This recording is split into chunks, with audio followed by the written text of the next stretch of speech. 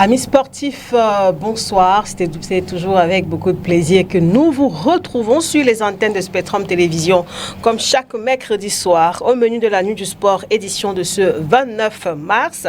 Du volleyball en pause actu, avec notamment la récente sortie très musclée de Serge Abouem, président de la Fédération camerounaise de volleyball. Il fustige, entre autres, l'imbroglio observé à la tête de cette association sportive qui se retrouve, comme vous le savez, avec deux exécutifs au lendemain du renouvellement des organes dirigeants des fédérations sportives et civiles nationales. Vous écouterez Serge Abouem dans un instant. Que se passe-t-il dans la tanière des Lions indomptables hier mardi noir pour certains, comme l'ont qualifié certains observateurs. L'équipe nationale de football du Cameroun, Senior A, notamment, a quelque peu compromis ses chances de qualification pour la prochaine Coupe d'Afrique des Nations Côte d'Ivoire 2023 en remportant 1 point sur 6 à l'issue de la double confrontation contre la Namibie. Le Cameroun s'éloigne-t-il de la Côte d'Ivoire où l'espoir est encore permis? La question se pose. Par contre, là où l'espoir n'est plus permis, c'est au niveau des Lions U23. Éliminés de la CAN 2023 prévue au Maroc cette année, ainsi que des Jeux Olympiques Paris 2024, après leur défaite hier contre le Gabon au tir au but. Qu'est-ce qui peut expliquer cette élimination des Lions indomptables des moins de 23 ans? La problématique est également au menu du débat. Ce sera en seconde partie de cette émission. En plateau ce soir, pour le moment, 3 invités sur 4. Claubert Yompan, notre confrère qui est basé en Allemagne et qui est actuellement au Cameroun, est avec nous. Claubert, bonsoir. Bonsoir Lydie et merci une fois de plus de me faire l'amitié d'une invitation. Jérôme Bango, intermédiaire, est avec nous ce soir. Jérôme, bonsoir, bienvenue. Bonsoir Lydie, bonsoir aux companélistes, bonsoir aussi aux milliers de téléspectateurs qui suivent tous les mercredis la Nuit du Sport, parce qu'on sait, c'est le programme le plus alléchant de sport au Cameroun. Merci bien. Et puis Antoine Dim, qu'on retrouve après la Coupe du Monde quand même. Il a fait des plateaux avec nous lors de la Coupe du Monde. Il est là ce soir. Bonsoir Antoine, vous allez bien? Bonsoir Lydie, je vais bien, ça va. Bonsoir Lydie, bonsoir Colbert que je rencontre pour la première fois en plateau. Je suis enchanté et Jérôme, le frère qui est là, je n'oublie pas nos téléspectateurs qui attendent le moment le plus palpitant de la planète de ce mouvement de sport. Serge Zambo, analyste de sport, doit nous rejoindre incessamment sur ce plateau également. Donc on démarre avec la pause actu consacrée ce soir au volleyball. Je vous le disais tantôt, il y a quelques jours, le président Serge Abouem a fait une sortie avec assez musclée. Il est revenu sur la situation actuelle au niveau de la Fédération camerounaise de volleyball qui, comme vous le savez, se retrouve actuellement avec deux exécutifs au lendemain du dernier renouvellement des organes dirigeants des fédérations sportives et civiles nationales. D'un côté, Serge Abouem, qui était le président sortant et qui a été réélu au cours d'une assemblée générale. Et puis de l'autre côté, Bello Bourdan, qui lui aussi a été élu, adoubé par le ministre des Sports ainsi que par le Comité national olympique et sportif du Cameroun. On vous propose d'écouter cette sortie du président Serge Abouem. Et on revient juste derrière pour les analyses. Il y a des gens qui ont décidé de nuire. Et nous n'allons pas les laisser nuire. Parce qu'ils n'ont pas ces capacités. Ils n'ont pas la loi avec eux. C'est la loi qui est le parapluie de tout le monde. Ils ne l'ont pas. Nous avons la loi dans tout ce que nous avons fait. Y compris la loi internationale, à savoir la constitution de la Fédération internationale de volleyball. On est clean. C'est pour ça que je suis tout aise de parler, de lancer des stages. La semaine prochaine, ce sera les cadets. Après ça, ce sera les dames. Bon, j'ai eu dit qu'on a fait des nominations là. Je ne sais pas si vous êtes au courant. Je n'ai pas encore regardé. Vous nommez qui? Sur la base de quoi? Le président de la fédération que je suis n'a pas fait de proposition. Ils vont travailler dans quelle fédération? Peut-être dans la fédération du ministère. Soit. Mais pas la fédération camerounaise de volleyball. Des gens disent, monsieur Abouem, il est auteur, il va contre un ministre. Non. Et les gens confondent M. Abouem, conseiller technique du ministre Moutazé, n'est pas M. Abouem, président de la fédération d'une association. Ça pouvait être l'association des mangeurs de Bitasso et de Kupet.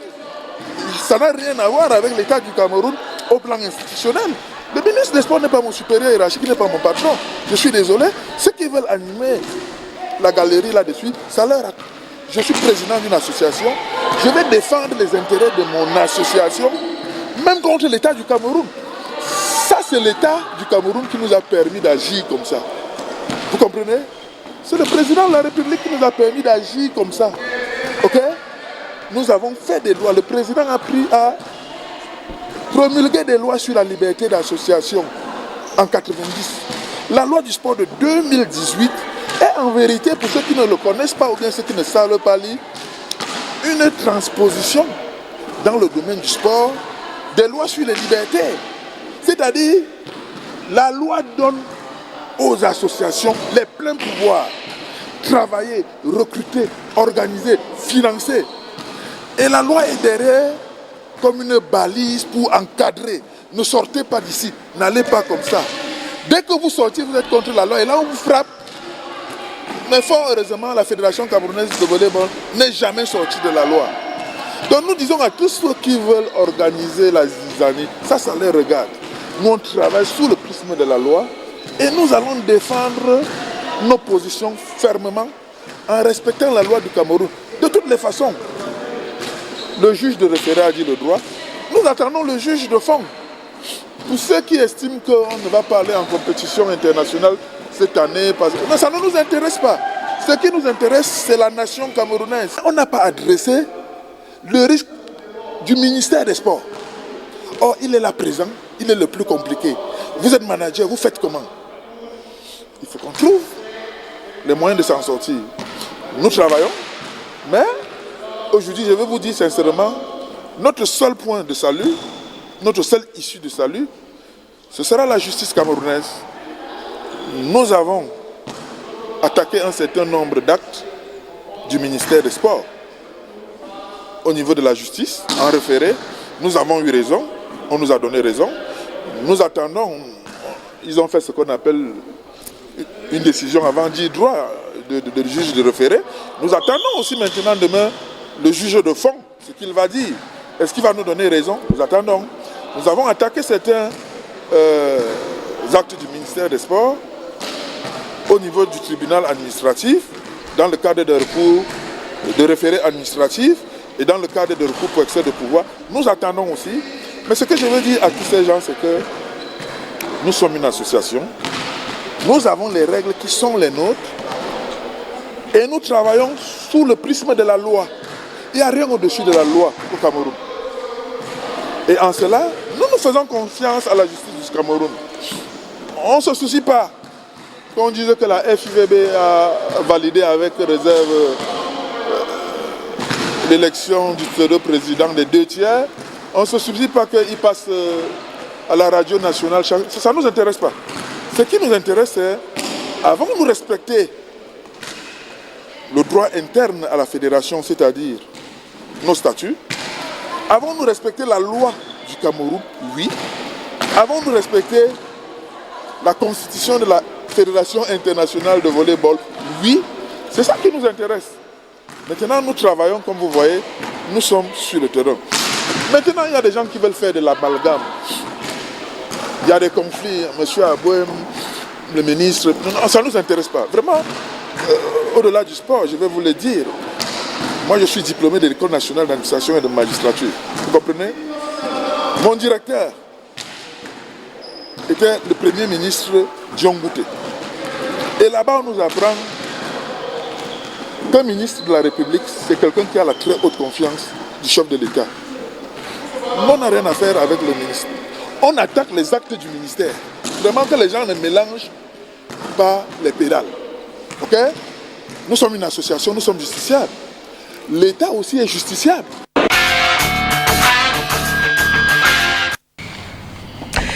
Voilà cette sortie de Serge Abouem, président de la Fédération camerounaise de football, qui fustige un certain nombre de choses, notamment l'imbroglio observé au niveau de la tête de volleyball, pardon, l'imbroglio observé à la tête de cette fédération avec 2 exécutifs, vous le savez. Et il a dit, il continue de travailler normalement, il a lancé des stages, il ne va pas contre le ministre des Sports. Voilà, ils ont attaqué certains actes du ministère en justice. Même si de l'autre côté la Fédération internationale a validé l'élection de l'autre président Bello Bourdane, voilà, il faut faire la différence entre le ministre des Sports et les actes posés.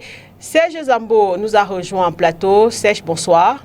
Bonsoir Lydie, bonsoir aux co-panélistes et puis bon, je m'excuse pour le retard. Ça tombe bien parce que c'est une actualité quand même que vous suivez au quotidien. Quelle est votre réaction après avoir écouté le président Serge Abouem? Ma réaction est celle de quelqu'un qui est dépité. C'est-à-dire que tout simplement, nous avons été habitués à voir peut-être la FECAFOOT devant ce genre de problème. Aujourd'hui, ça descend déjà au niveau de la FECA Volley. Que sais-je encore? Quelle fédération demain? Une fédération qui jadis nous apportait beaucoup plus de joie, beaucoup de joie que de peine aujourd'hui. Parce qu'avec le volley, nous avons connu quand même beaucoup de prouesses sous Serge Abouem, qui est encore naturellement en place. Je ne sais pas exactement ce qui se passe. C'est vrai que je sais ce qui se passe. Il y a une duplicité entre une assemblée générale qui a été convoquée par X, où on a élu quelqu'un d'autre, et lui, il essaie d'avoir convoqué lui également, où il a été élu, je crois, sur les 2 tiers, et il dit qu'il continue à travailler, il attaque certains actes du ministre. Donc ça fait beaucoup de peine.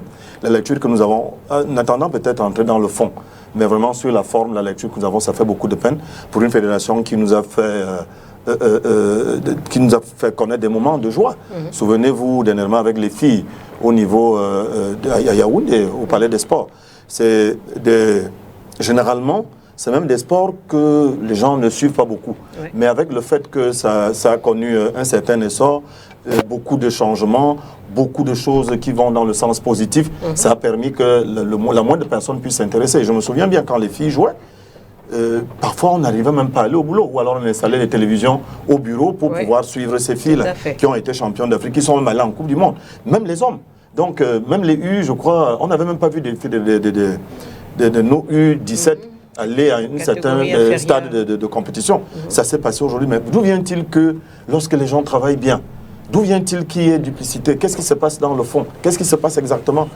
Et même la lecture que je pourrais avoir, je dis, je ne vais pas rentrer dans le fond, peut-être qu'il y a des éminents comme mon cher en face de moi, qui pourront peut-être nous dire exactement, mais à la lecture, pour moi, s'il y a 2 camps, la chose la plus simple... Il n'y a pas de s'il y a 2 camps. Il y a 2 camps. Voilà. La chose la plus simple, c'est de s'asseoir comme on est assis là sur une table, discuter et voir comment on peut faire en sorte que le volley reparte depuis. Ben, il est même bien. Le volley n'a pas de problème en tant que tel. C'est un problème d'ego. Parce que logiquement, ça se joue bien. On a vécu de bonnes choses. Nous, on déplorait, ici, sur cette table, peut-être le manque d'infrastructures, qu'il fallait que l'État apporte un soutien assez colossal au niveau du volley. C'est-à-dire d'avoir vous appelez comment, les surfaces pour pouvoir jouer. Voilà, on n'a que le bon truc à l'autre côté, du côté de Yaoundé. Bon, pourquoi pas installer ça à Bafoussam, à Douala, et ainsi de suite. Voilà ce qu'on attendait, mais on n'attendait pas ça. Aujourd'hui, nous sommes là pour les luttes d'ego. On veut les infrastructures pour que le volley aille de plus belle. Si Serge Abouem, je pense, son bilan, pour moi, il est assez élogieux. Il parle en sa faveur. Hein. Ça, il ne faut pas le nier. Avant ça, qu'est-ce que le volley était? Bon, mais pendant Serge, qu'est-ce qu'on a vécu? Il faudrait faire le tamis pour voir. Mais moi, je pense, en dehors des Jeux africains que nous avons gagnés, je crois, en 91 en Égypte, nous n'avons plus connu autre chose que les derniers titres sous Serge Abouem. Pourquoi donc ne pas s'asseoir? Voir ensemble ce qui ne va pas. Même s'il faut introduire des gens, les faire venir petit à petit. Et je crois que là aussi, ça monte crescendo. Et puis, on pourra voir ce qui se... Voilà la lecture que moi je peux avoir pour cette actualité. C'est une situation qui vous désole aussi, Clebert? C'est évident que lorsqu'on suit le président Abouem, on ne peut que verser une larme. Deux lectures. La première, c'est que je trouve le ton utilisé par le président Abouem, même s'il a raison vis-à-vis de son ministre, un peu condescendant. C'est quand même le ministre des Sports, et même si on est dans la raison. Qui n'est pas son patron. Il a dit. Oui, bon, Il a dit qu'il n'est pas son patron. Le dit de cette façon-là, avec les termes qu'il utilise, on peut quand même émettre certaines réserves. Mais sur le fond, je fais mieux ce qu'a dit mon frère Serge Zambo. Je crois qu'il est important de rétablir le dialogue. Parce que parfois, ce sont des guerres d'ego qui ne tiennent pas en compte l'intérêt général. Normalement, quand on est dans le football, on a parfois des présidents qui sont soutenus par le ministre et un autre camp est soutenu par la FIFA et les deux s'opposent. Ouais. Il est curieux qu'on en soit dans une situation où un est soutenu par le ministre et par la Fédération internationale et l'autre n'a pas ce soutien de sa hiérarchie directe et de la Fédération internationale, mais parle avec tant de confiance et de suffisance. Ça veut dire qu'il sait sur quoi il compte et où sont ses soutiens. Donc pour chuter, je vais dire qu'il est important qu'on s'asseye et qu'on discute pour repartir sur de nouvelles bases. Comme il a dit et comme j'ai aussi suivi, personne n'a jamais dit qu'il travaille mal. Il n'y a que des éloges qu'on lui fait. Si on a quelqu'un qui travaille bien, pourquoi donc changer? Donc il est important de s'asseoir, taire les égos et aller de l'avant pour l'intérêt du volleyball. C'est un peu la même lecture, Jérôme.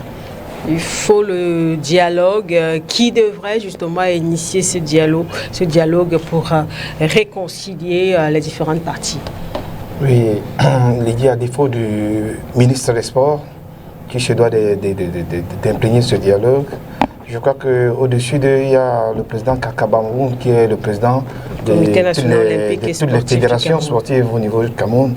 Maintenant, il faudra dire tout simplement que lorsqu'on voit le bilan de Serge Abouin, on se dit que c'est un monsieur qui est venu innover au niveau du volleyball, qui a apporté un plus dans cette fédération. Maintenant, il se fie automatiquement des règles, des lois et des statuts qui régissent tout simplement la Fédération camerounaise de volleyball. Parce que lorsqu'il va attaquer chez le juge de référé, il faudra dire que le juge de référé est celui-là qui rapidement rend décision. Donc, dans cette impasse-là, on demanderait tout simplement aux deux parties de s'asseoir. S'ils ont tous l'envie de mener à bien le volleyball camerounais, qu'ils s'asseyent et qu'ils travaillent, je voudrais dire en commun, pour l'intérêt du volleyball national. Vous avez l'impression qu'observer peut-être deux parties, c'est possible? Oui, c'est possible, c'est faisable, parce que s'il faut dire le nouveau exécutif qui est élu, je crois qu'il y a ce soutien du ministère. On l'a écouté aussi dans l'une de ses précédentes sorties, le président Bello Bourdane interdit carrément au président Serge Abouin, par exemple, d'utiliser dans ce contexte certains documents, les logos, etc. de la fédération. Je voudrais dire dans ce contexte qui a raison, qui applique vraiment la loi. Parce que lorsque vous écoutez le président Serge Abouin, il se dit que la loi est de son côté. Lorsque vous écoutez l'autre partie, aussi elle se dit qu'elle a raison. Donc je crois que ce n'est pas le moment de faire des guerres. Serge Abouin était déjà sur une très belle spirale parce qu'on a vu ces filles là rester du côté de Rwanda après avoir remporté un tournoi où en finale elles n'ont pas pu avoir les primes, elles sont venues à Yaoundé, c'était, Serge venait de le dire, où il y avait les primes à réclamer et tout ça. Donc il faut tout simplement dire que c'est quelqu'un qui travaille, peut-être qu'il n'est pas adoubé par tous, mais donnons-lui ce temps, donnons-lui cette possibilité et pourquoi pas l'adjoindre à l'autre pour qu'ils font... je veux dire... Que Serge Abouin soit adjoint du président Bello. Oui, pourquoi pas son adjoint peut-être. Vous avez l'impression que... Pour qu'il travaille... Voilà, c'est une option. Le soir, pour l'intérêt du volet. De la nation. Voilà, que de se mettre dans ce tiraillement, parce qu'il faut dire... Mais pourquoi? Parce que l'autre partie est déjà adoubé par le ministre des Sports et la Fédération internationale. Dans quelle raison? Là, si c'est ça, c'est en fonction des tests. C'est en fonction des tests. Que disent les tests? Que disent les textes? C'est ça le problème, l'interprétation des tests. Parce que s'il faut dire, sinon, on ne lui donnerait pas les infrastructures d'organiser certains matchs, de certains championnats. Et encore, il a dit, il a convoqué la sélection cadette. Donc, d'un côté... Lui, il sort de ses moyens pour qu'on lui donne cette L'autre aussi, c'est pareil. Hein, il avait lancé la saison. Voilà, ça veut tout simplement dire que... Sauf que ça se joue beaucoup plus cher d'Abouem. Voilà, par exemple. Donc, il faudrait tout simplement dire que si la Fédération internationale de volleyball donnait raison à la partie adverse de Sège, et au niveau du Cameroun, on donne des infrastructures à Sège, ça veut dire qu'il y a problème. Donc, ceux qui sont soit derrière ces deux camps doivent faire l'effort de les rassembler et qu'ils aient une même bouche pour continuer pour l'intérêt des intérêts camerounais, du volleyball camerounais qui déjà sur le plan international a quelque chose de très haut. C'est pas maintenant qu'il faut commencer les guéguerres dans cette fédération. Sauf que la guéguerre est déjà là à Serge Zambo. Oui, elle est là. Bon, je dis, on a autour de la table, on dit qu'il faut dialoguer. Elle est là, la guéguerre. Elle est là. Mais à qui profite la guéguerre?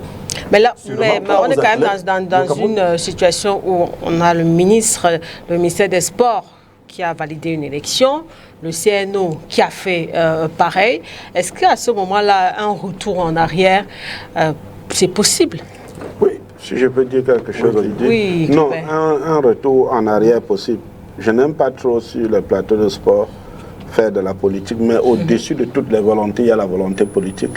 Quand ça ne va plus, le politique tranche et vous remet à la table. Ça veut dire s'ils ne peuvent pas, c'est une initiative personnelle, se mettre à la table, le politique vous met à la table. Et le politique à ce moment-là est représenté par qui? Par ceux qui sont au-dessus du ministre. Antoine, une réaction par rapport à cette actualité au niveau de la Fédération camerounaise de volleyball? Bon, ça devient une coutume au Cameroun pour ce genre de problème dans les fédérations. Vous savez, la Fédération camerounaise de football a finalement contaminé d'autres.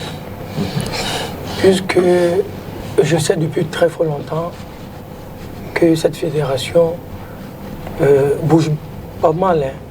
Oui, sur le terrain, tête, tout à fait. C'est grâce à ce président que moi, je connais un peu parler de football, de volleyball. Oui, donc, je ne m'intéressais pas. Mais depuis qu'il a eu la même mise dans cette fédération, avec les projets, et j'ai vu comment le Cameroun a récolté beaucoup de résultats et dans toutes les catégories. Donc je pense que c'est du bénéfice pour le Cameroun.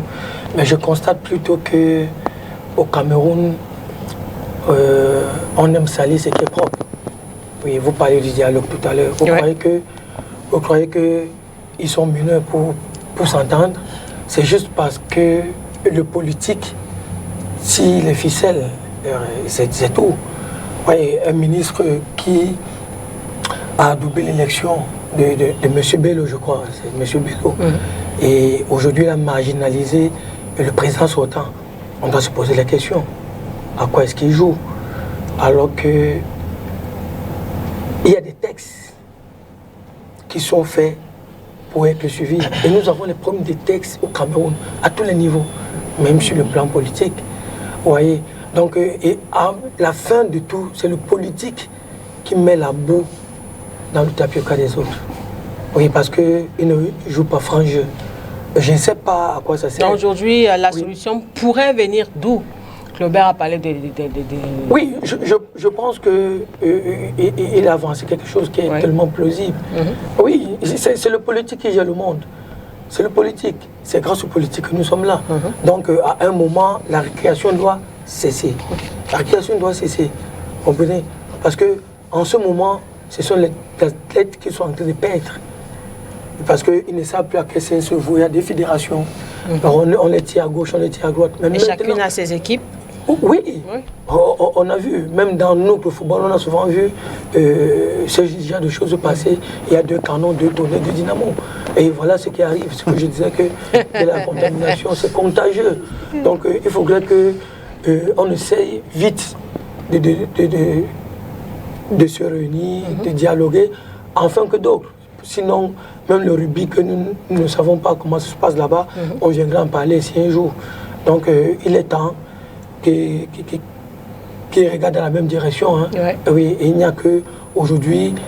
Je pense que le ministre peut bien le faire. Donc, qui laissent le zèle, l'orgueil, les égos surdimensionnés et qui reviennent à table parce que c'est nous qui souffrons lorsque deux éléphants se battent sur les herbes. Et les herbes, là, pour ce coup, c'est les athlètes, les enfants. Le ministre peut aussi avoir été trompé, hein, parce qu'il faut dire, il n'assiste pas aux élections, il envoie quelqu'un, il envoie son représentant, par exemple. Donc, est-ce que c'est la bonne information qu'on lui relaie? Parce qu'il faut dire tout simplement, je peux être avec Serge. Parce que l'Assemblée générale élective qui avait porté Bello Bourdane à la tête de la FECAFOLE, c'était déroulé au ministère des Sports.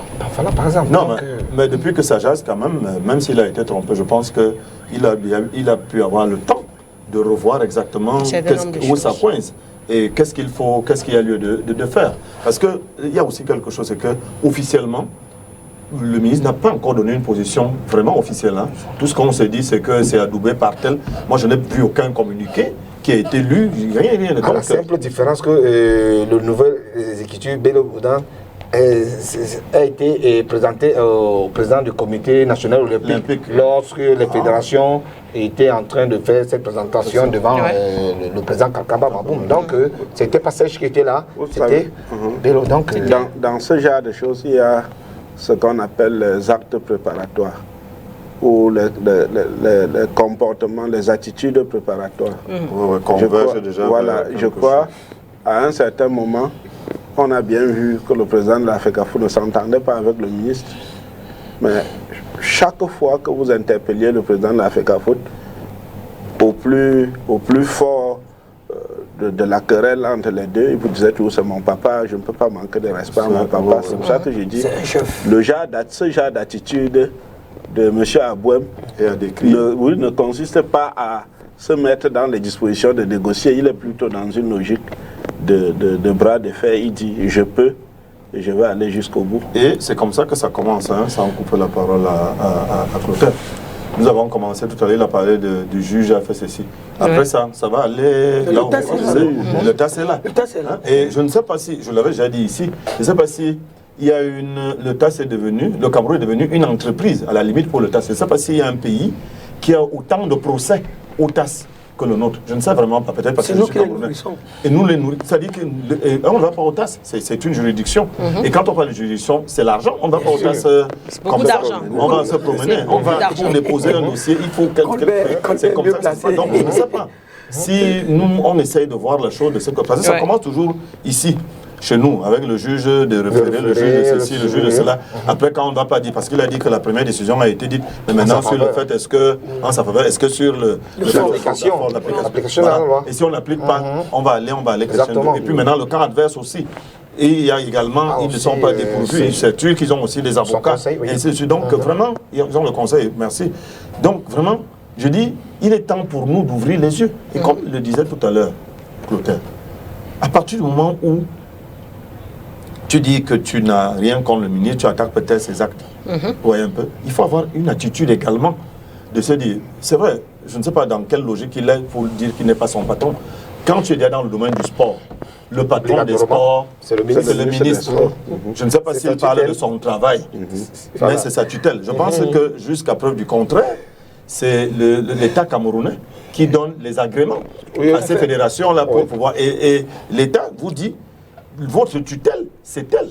Bon, et dernièrement, quand on nommait Belge, je crois, à l'ONIS, on a bel et bien dit que la tutelle, c'est le ministre. On te dit où tu dois aller en cas de problème, c'est là-bas. Donc, on ne peut pas dire à mon disant que ce n'est pas mon patron. Ce n'est pas au niveau du travail. Mais au niveau du sport, le patron des sports, ça reste encore le ministre. Et là, je suis clair là-dessus. Il n'y a pas de flagornerie. Afin donc à suivre, on reviendra évidemment débattre de cela en fonction de l'évolution de l'actualité au sein de cette fédération. Oui, Claubert. Votre émission est très écoutée. Il ne faut pas qu'on donne les... C'est que la procédure qu'il a utilisée, la procédure du référé, ne passe pas par le TAS. Le TAS, c'est déjà vos institutions internes, vos tribunaux internes. Oui, il est au tribunal administratif, c'est ce qu'il a dit. Il a encore non. Ça ne finit pas. Le tribunal administratif ne finit pas au TAS. Le TAS, c'est les commissions internes à votre fédération. Après, le comité national olympique et sportif du Cameroun. et après le TAS. Mais vous ne pouvez pas quitter de la justice civile pour aller au TAS. Jamais. Je disais simplement que c'est une autre procédure. Le comité national olympique a aussi son tribunal. Une autre procédure. Le comité national olympique a aussi son tribunal au niveau du sport. Oui, bien sûr. Ça veut dire d'abord... Oui, le comité national olympique qui a son tribunal. Exactement. Et c'est après que vous allez au TAS. Exactement. Si vous prenez la procédure du civil, après... C'est plutôt vous faites l'appel et plus ça n'a plus rien à voir avec les tribunaux de sport. C'est ça. Ok, merci bien pour cette précision. Non, elle vaut la peine. On Mais va. Ça fait quand on n'ira plus au TAS encore leur donner nos dossiers. À moins qu'on commence une autre. Au cas où ça dépasse le comité national olympique. Je vais dire le domaine juridictionnel du comité national olympique camerounais. Oui, la CCA, la Chambre de conciliation et d'arbitrage. Voilà. Institué auprès du comité national olympique et sportif du Cameroun. Madame Tambate, que je dis bonsoir particulièrement, qui est avocat dans cette juridiction. Donc, ils ont fort à faire. Hein. Oui, avec le sport au niveau local. Voilà, on va rentrer dans la seconde partie de cette émission avec deux thématiques ce soir autour des Lions indomptables. On va commencer par les moins de 23 ans. Comprendre la non-qualification du Cameroun pour la prochaine Coupe d'Afrique des Nations de cette catégorie qui se joue cette année au Maroc et aussi l'élimination du Cameroun pour les prochains Jeux Olympiques Paris 2024 parce que la CAN c'était quand même une étape importante, il fallait y arriver. On a vu Claubert hier cette sélection des moins de 23 ans face à l'équipe du Gabon, le Cameroun qui avait quand même réussi à rattraper le retard enregistré lors de du match aller perdu à Franceville 1-0 et à l'issue de l'épreuve de tir au but, le Cameroun est tombé. 6 tirs pour le Cameroun contre 7 pour le Gabon qui se qualifie. Quelle est l'analyse que vous faites par rapport à ce match et aussi à la non-qualification des moins de 23 ans pour la prochaine CAN? Je suis très peiné, Lydie, parce que j'ai vu autant le match aller que le match retour. Et en aucun moment, nos bébés lions ne m'ont paru hors sujet. C'est vrai que le Gabon... Vous les avez trouvés très engagés. Le Gabon a une très bonne équipe, mais que ce soit au match aller et surtout au match retour, on a quand même, quand on a fini de voir, on va en parler tout à l'heure, la copie que nous ont présentée les Lions seniors. Quand on regardait les U23, on sentait quand même une équipe qui avait un jeu, qui avait un système qui était lisible, qui avait de la volonté, qui a essayé de tout donner avec ses armes, avec ses limites, mais au moins la volonté était là et c'était très pénible, plusieurs de les voir à la série qu'on dirait le Njambo, de perdre comme ça, c'est regrettable. Et je voudrais quand même préciser quelque chose, c'est que sur le plan international, normalement, les sélections, les catégories inférieures ne sont pas construites pour gagner des trophées. Les catégories inférieures sont construites pour après alimenter sauf qu'en temps aussi d'autres pays gagnent. Hein? Oui. Non, je dis la volonté première. Quand pendant que vous le faites, vous gagnez, ça permet de construire la confiance. Vous ne chiez pas là-dessus, mais votre objectif premier n'est pas de gagner des trophées. Mais quand c'est une bonne chose que le Cameroun ne se qualifie pas pour non, ce n'est pas. Non, vous avez tout faux, vous avez totalement mal compris. Mais si vous nous dites que ce n'est pas l'objectif. Non, je n'ai pas dit que ce n'est pas l'objectif. J'ai dit l'objectif premier des catégories inférieures. L'objectif premier des moins de 15 ans, c'est après d'intégrer les moins de 18 ans. L'objectif premier des moins de 18 ans, c'est d'intégrer les moins de 20 ans après, d'intégrer les moins de 23 ans après, d'intégrer l'équipe première. J'ai dit c'est l'objectif premier. Mais maintenant, c'est toujours bon, gagner, développer votre capital, confiance. Oui. Et j'étais en train de vouloir faire une critique et vous avez mal vu.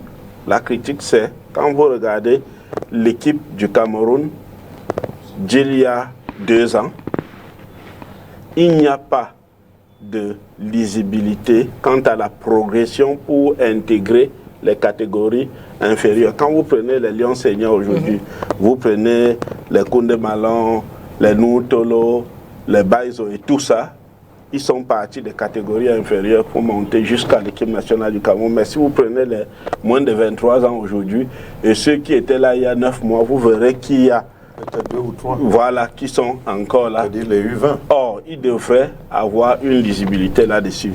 Et pour moi, les catégories inférieures comme les U23, on devrait aussi accorder une grande importance aux joueurs locaux, au championnat local, parce qu'il permet aussi de développer le championnat local. Je crois que c'est des points sur lesquels on devrait s'appesantir dans les mois et années à venir. Et je répète encore que c'était pénible de les voir. Ils auraient pu se qualifier, ça aurait été bon. On ne peut pas dire que non. Ce n'est pas mauvais que de ne pas se qualifier pour les JO à Paris ou de ne pas se qualifier pour la Coupe d'Afrique des Nations. Bien sûr, oui. Mais je dis, il ne faut pas aussi oublier quel est l'objectif premier. C'est un peu la même lecture, Jérôme Bango, par rapport à cette non-qualification du Cameroun pour la prochaine Coupe d'Afrique des Nations des moins de 23 ans. Dit que en fait, c'était toujours bien de voir ces jeunes-là se qualifier pour cette compétition déjà au niveau de la Coupe d'Afrique qui donnait une ouverture au niveau des Jeux Olympiques du côté de Paris. Mais il faut tout simplement dire, moi je dis que c'est là un tout petit peu le couac de Samuel Eto'o qui est président de la Fédération camerounaise de football. Le couac parce que il a voulu un tout petit peu professionnaliser le banc de touche camerounais avec les anciens joueurs camerounais professionnels. C'est-à-dire, j'aurais souhaité qu'au niveau du banc de touche... Nationaliser le banc de touche. Oui, c'est qui est une bonne chose, mais qu'au niveau du banc de touche, des U17, des U20, des U23, que ce soit les entraîneurs qui exercent au championnat local. Parce qu'il faut dire tout simplement que, à quoi? C'est ça, j'étais dans ce débat la dernière fois quand on disait le meilleur entraîneur, quel sera son rôle plus tard? Le meilleur joueur, le meilleur buteur, quelle sera sa fonctionnalité plus tard? Parce qu'il faut voir, lorsque je reviens au niveau des entraîneurs, Guy Fétiné, je vais parler contre lui, mais je dis, sur le plan local, vous avez des joueurs comme Toa qui a fait ses classes du côté de l'Allemagne.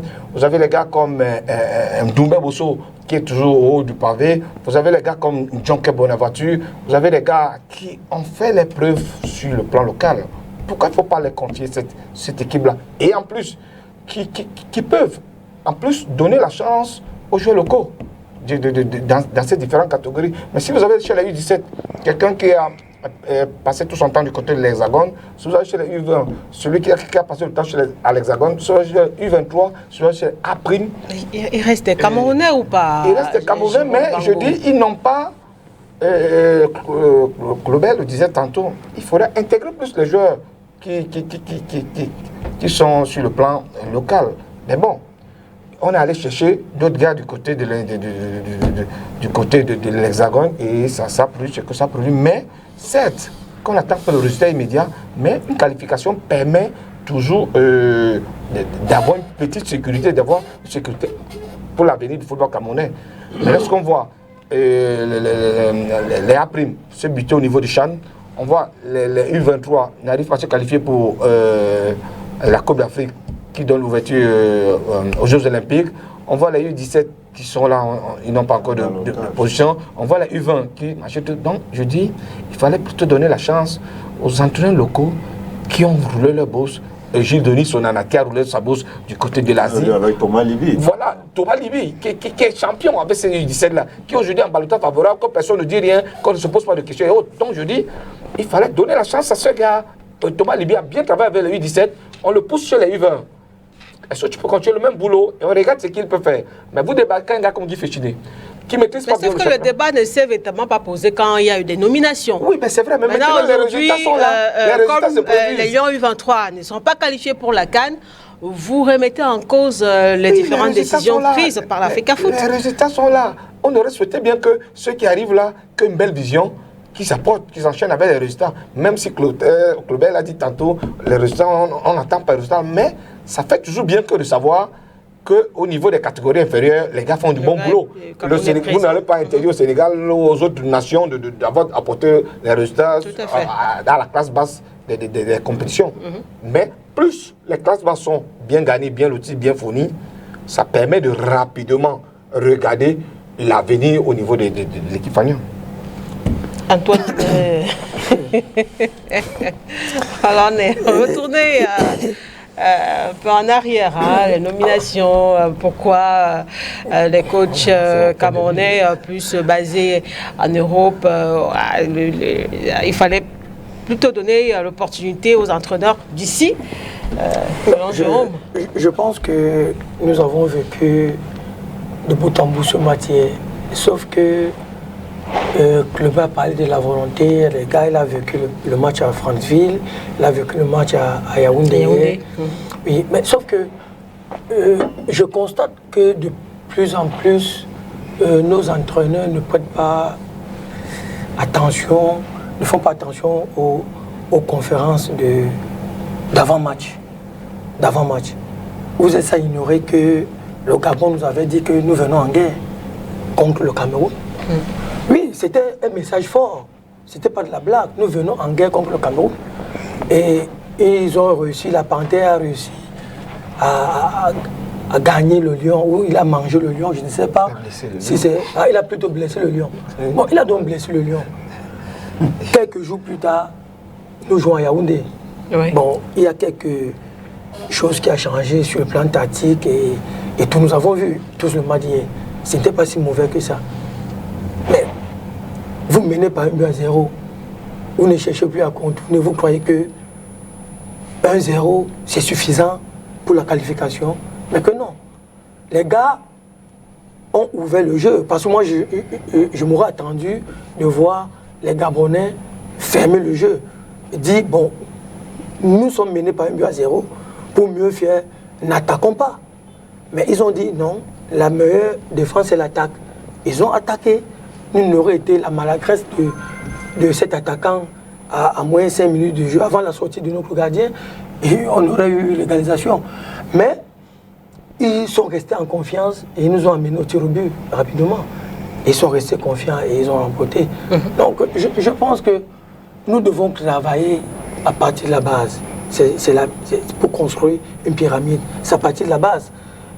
Comment comprendre que dit Féchinerie, Jérôme le dit bien, peut-être qu'on avait décréé ça, c'est insueux, on n'a pas compris où on allait. Parce qu'aujourd'hui, lorsque vous parlez un peu de ces nominations, oui, on va vous dire que vous êtes jaloux de Tofis. C'est ce qu'on dit, hein.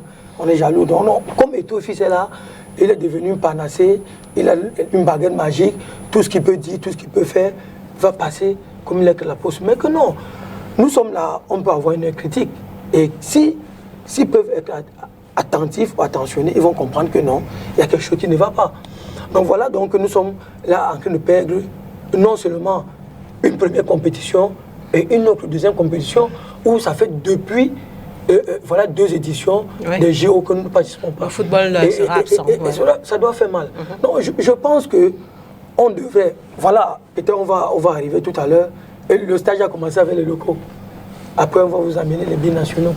Nous ne sommes pas contre. Ce sont des Camerounais. Ils veulent mouiller le maillot, porter le vert ou jaune, est un leitmotiv pour eux.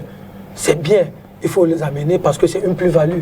Mais comment comprendre que vous amenez 17 alors que vous avez commencé le stage avec 30, 23, ainsi de suite? Vous les mettez à l'écart pour donner place aux professionnels. C'est quelque chose qui ne va pas. Donc, il faut que la mayonnaise prenne entre ceux qui viennent et ceux-ci. Et à partir de ce moment, on peut avoir visibilité. Parce que là, il n'y a pas de traçabilité pour commencer. Les U17, U20, 23, A', pour monter au sommet. Vous voyez, pour jouer normalement à l'équipe nationale aujourd'hui, il faut vous expatrier. Donc je pense que c'est un véritable gâchis pour nous. On n'a que nos yeux pour pleurer. Vous avez également les yeux pour pleurer. Vous avez beaucoup pleuré hier, Serge Zambo, après cette élimination du Cameroun. On a dit mardi noir. Donc on n'est pas encore avec l'écran. Mais Black Tuesday, comme le dit notre réalisateur. Donc c'était pas évident parce que déjà, Chez moi, mon fils, je suis supporter de Marseille, ça vous ne l'ignorez pas, Lydie, me parlait de 2 joueurs de Marseille qui sont avec les je crois, U23 et U20. Donc nous avons le gardien Simon, qui a derrière fait la Coupe du Monde, et nous avons aussi le petit qui est U20, je vais retrouver le nom tout à l'heure. Donc, juste pour ces 2-là, je me suis dit, je vais m'asseoir et voir. Peut-être que après ce que j'ai vécu du côté de l'Afrique du Sud, la soirée ne pourrait que bien commencer. Donc effectivement, il commence très bien avec le corner et le but de Samuel d'Eto Etienne Pineda. Et là, je vois effectivement, il y a la baraka, comme il dit. On voit un fond de jeu, on voit comment ça se déplace. On voit exactement, c'est-à-dire on voit quand même un système qui est mis en place qui nous permet quand même d'aller vers les goals. C'est-à-dire c'était pas le genre où on tape, on saute les lignes. Non, c'était pas ça, c'était juste les passes et puis on essayait de battre. Sauf que la défense gabonaise, elle est restée beaucoup plus solide et compacte. C'est en ce moment peut-être que Féchine aurait dû comprendre et essayer de revoir un peu sa copie. Essayer de voir comment, c'est-à-dire qu'à la mi-temps, quand on s'en va à la mi-temps, essayer de voir comment exactement il faut faire pour contourner cette défense marocaine. Gabonaise. Autant pour moi. Je pensais à être au Maroc. Oui, déjà, bon, donc, la nostalgie, elle est là. Donc il fallait donc penser la chose un tout petit peu autrement. Bon, maintenant, et puis les Gabonais ne se laissaient pas faire. Ils titillaient de temps en temps. On a eu une occasion nette en deuxième mi-temps. Si on la concrétise, je crois que le match aurait pu être autre chose. Maintenant, quand on arrive à l'épreuve fatidique des tirs au but, donc c'est compliqué. Et puis la malchance est dans Simon sort. Peut-être qu'avec Simon, on aurait peut-être pu avoir 2 arrêts. Simon, le gardien sort. Et on remplace. Donc voilà, on a que nos yeux pour pleurer. C'est un peu ça la question que tu m'as posée. Donc ça, c'est la lecture que j'ai eue. Et maintenant, autre chose. Je rejoins un tout petit peu les 2 co-panélistes qui ont pris la parole tout à l'heure.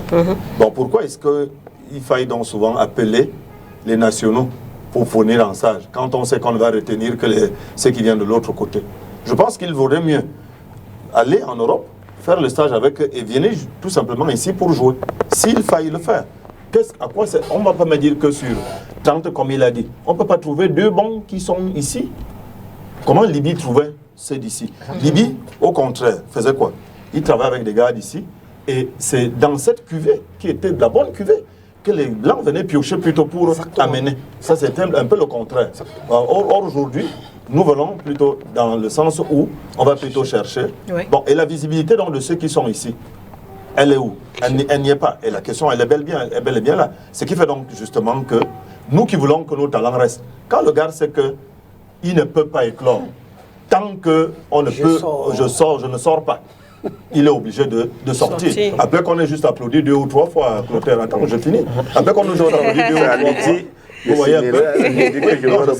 Je sens que tu as envie de dire quelque chose.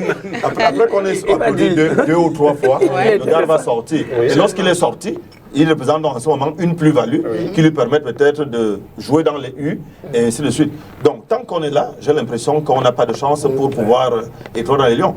On parlait de ça la semaine dernière. Bon, ça a un peu réparé, on va arriver là tout à l'heure. Donc, je pense que pour moi, il est question de faire en sorte qu'on ait cette mayonnaise entre les locaux et ceux qui viennent de l'autre côté.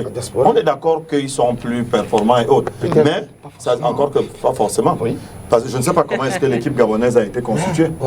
Elle peut être constituée des gars qui jouent là-bas de 85%. Des gars qui jouent dans des conditions rudes, des conditions difficiles par rapport aux nôtres, qui jouent de l'autre côté, qui jouent dans les conditions un peu plus faciles, aisées, le stade est bon et tout. Mais quand on joue ici chez nous, je me souviens à l'époque des Abeka, même aujourd'hui, le Canon s'entraîne où? Au stade malien. C'est sur le sol. Toujours.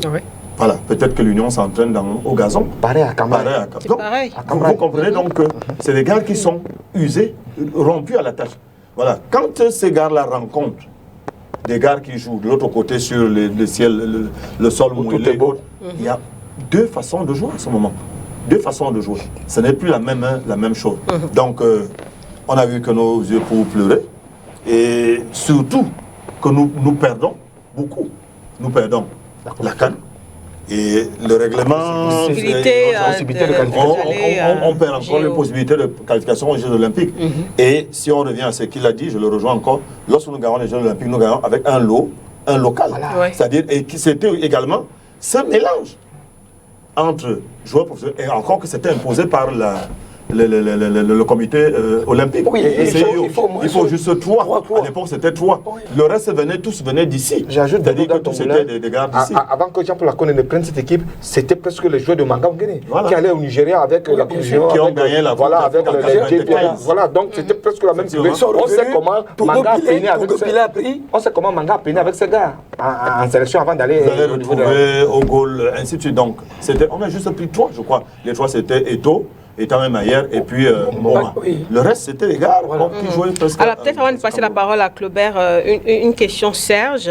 En conférence de presse, Etienne Eto'o a dit la faute aux joueurs et non au coach. Bon, peut-être que là, il veut protéger le coach. Hein.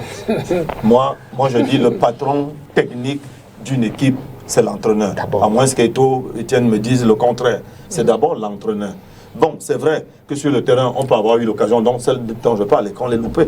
Mais maintenant, je dis, c'est à l'entraîneur de faire le boulot, de faire le bon coaching pour pouvoir, s'il se rend compte que c'est bouché au niveau des côtés, il change de façon de jouer. S'il se rend compte plutôt que on a envie de passer dans l'axe et que c'est difficile, on passe par les côtés, soit par des courtes passes rapidement, donc ça dépend. Et pour surprendre, si vous avez un jeu qui est latent, quand vous avez un jeu qui est latent, forcément, je ne suis pas entraîneur, mais ça c'est la lecture qui est simple, forcément, l'équipe adverse se regroupe très très vite. Et lorsqu'elle se regroupe vite, vous ne pouvez pas. Or, maintenant, si vous avez un jeu qui est rapide, un tout petit peu, tac, tac, tac, le temps qu'elle se regroupe, vous aurez fait votre job. Donc pour moi, je pense que ça c'est peut-être une façon polie de protéger l'entraîneur. Ouais. Mais je pense, pour ma part, que le patron technique d'une équipe, que ce soit en dehors et sur le terrain, c'est l'entraîneur de Donc foot. le C'est pour premier ça qu'ils responsable, sont c'est le premier l'entraîneur. responsable. Et c'est pour ça que généralement, si vous voyez comment les équipes professionnelles fonctionnent, on ne débarque rarement des joueurs. C'est l'entraîneur qui part. C'est après la saison. C'est après la saison, peut-être, Oui. que le gars part. Bon, c'est des cas rares, un peu comme il faut avoir des problèmes, un peu comme Cristiano Ronaldo qui est à Manchester. Il y avait des problèmes. La preuve en est qu'au Bayern aujourd'hui et à Tottenham, ils ont payé les frais. Ils ont payé les frais. Ils ont payé les frais. Donc c'est toujours l'entraîneur qui part. Et l'entraîneur qui arrive ton sport aussi. doit s'adapter Voilà. naturellement Avec aux joueurs l'arrivée de Jean-Baptiste qu'il a trouvé, Bissek. en attendant que la saison finisse et qu'il puisse avoir la cuvée qu'il veut pour pouvoir concevoir son équipe. Je risque Claubert. d'oublier ce que j'avais Non, à dire. allez-y. Je ne pas oublier. Allez-y. Tu m'aurais chuchoté ça, l'aurait. Non, je suis parfaitement d'accord avec tout ce que Serge a dit. Quelques réserves par rapport à ce que Jérôme a dit. Non pas que ce qu'il a dit ne soit pas vrai, Oui. mais ça peut être mal interprété. Il y a quelque chose qu'il faut éviter dans le football, c'est les exclusions, les frustrations et les clivages. Je crois que Serge a prononcé un mot qui sied bien à mon développement, c'est le mot mayonnaise. Mayonnaise veut dire mélange. Les joueurs locaux ont leur place. Oui. Les expatriés ont leur place. Le critère doit être le mérite. Et c'est ce critère, le mérite. Ah, c'est ce que même l'entraîneur a dit. Hein, On la trouvera, méritocratie, certainement des joueurs sur le plan local Ouais. qui mériteraient une sélection avec les moins de 23 ans. Je voudrais insister sur les joueurs expatriés parce que l'environnement dans lequel ces binationaux-là évoluent, ouais, tout à fait. pour la plupart des cas, prenant le cas du Cameroun, c'est en Europe, l'environnement dans lequel ils évoluent, les pressions qu'ils subissent, les chantages qu'ils subissent. Vous vous rappelez de l'épisode de Moukoko, on devrait avoir plus de respect pour les jeunes qui acceptent de venir chez les moins de 15 ans, chez les moins de 20 ans, chez les moins de 23 ans, parce qu'ils ont encore le choix.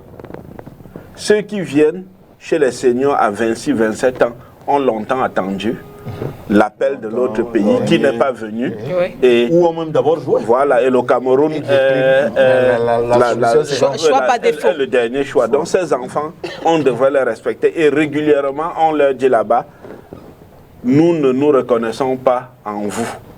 Et ils se disent, nous sommes Camerounais. Donc quand ils arrivent, il ne faut pas qu'ils aient l'impression qu'on les prend pour les bons blancs, comme on le disait en Afrique du Sud en 2010. C'était important de le dire. Et maintenant, pour ce qui est des sélectionneurs, je pense qu'en dehors de la catégorie A', qui est exclusivement constitué des nationaux, Oui. où logiquement, un entraîneur national devrait les entraîner. Je crois que le critère aussi, un critère d'objectivité, un critère aussi de qualité devrait primer et ne pas fermer la porte à un enfant du Cameroun qui a longtemps fait ses classes et qui, à un moment, qu'est-ce que vous direz à un Achiwebo aujourd'hui, On a besoin de lui. est en train d'accumuler en expérience et on lui dit que non, il ne pourra pas entraîner une des catégories du Cameroun parce que non, ce ne serait pas un bon message. Je crois que si le critère c'est le mérite, Oui. les noms que Jérôme a cités, nombreux d'entre eux trouveront leur place parce qu'ils sont compétents. Mais on aura aussi des expatriés qui auront leur place. Le critère pour moi doit être le mérite en dehors de la catégorie des A', qui est constituée exclusivement des nationaux et qui devrait être coaché par un national. Ce Jérôme estime que les entraîneurs qui sont ici ont plus la main mise, maîtrisent mieux les joueurs locaux.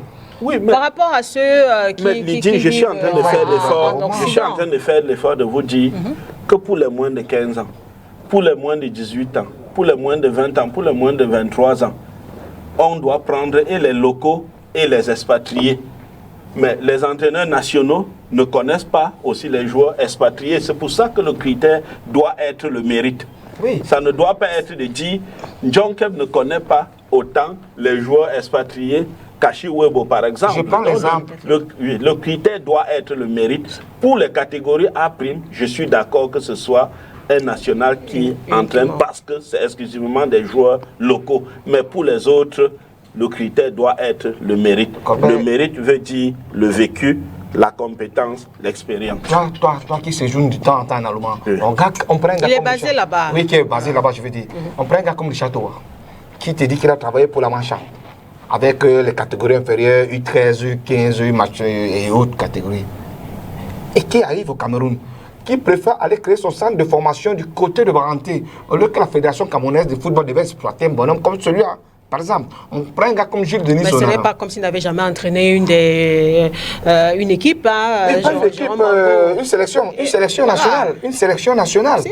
Peut-être qu'il doit être autour, s'il ne peut pas être entraîneur. Il a entraîné avec, à l'époque, comme adjoint Emmanuel Mabouan-Kessac.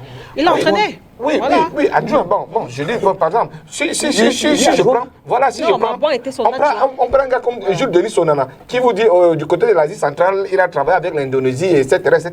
Je dis, par exemple, il faudra travailler, il faudra donner. On a su, nous-mêmes aussi travailler avec les A', par exemple. Donc, mais je dis, au niveau local, il faut travailler avec les gars qui... Vous n'allez pas prendre un entraîneur qui sort, un Camerounais qui entraîne en CF en France, pour venir entraîner les U17, les U15 au Cameroun, alors qu'il ne connaît pas le nom des centres de formation qui sont basés au Cameroun, par exemple. Alors que si vous prenez quelqu'un qui travaille quotidiennement au Cameroun, doit connaître que du côté, par exemple, de la Cadisport ou bien des Brasseries ou alors d'autres centres de formation UP. Jérôme, on dit la même chose, mais tu as une déclaration un peu clivante.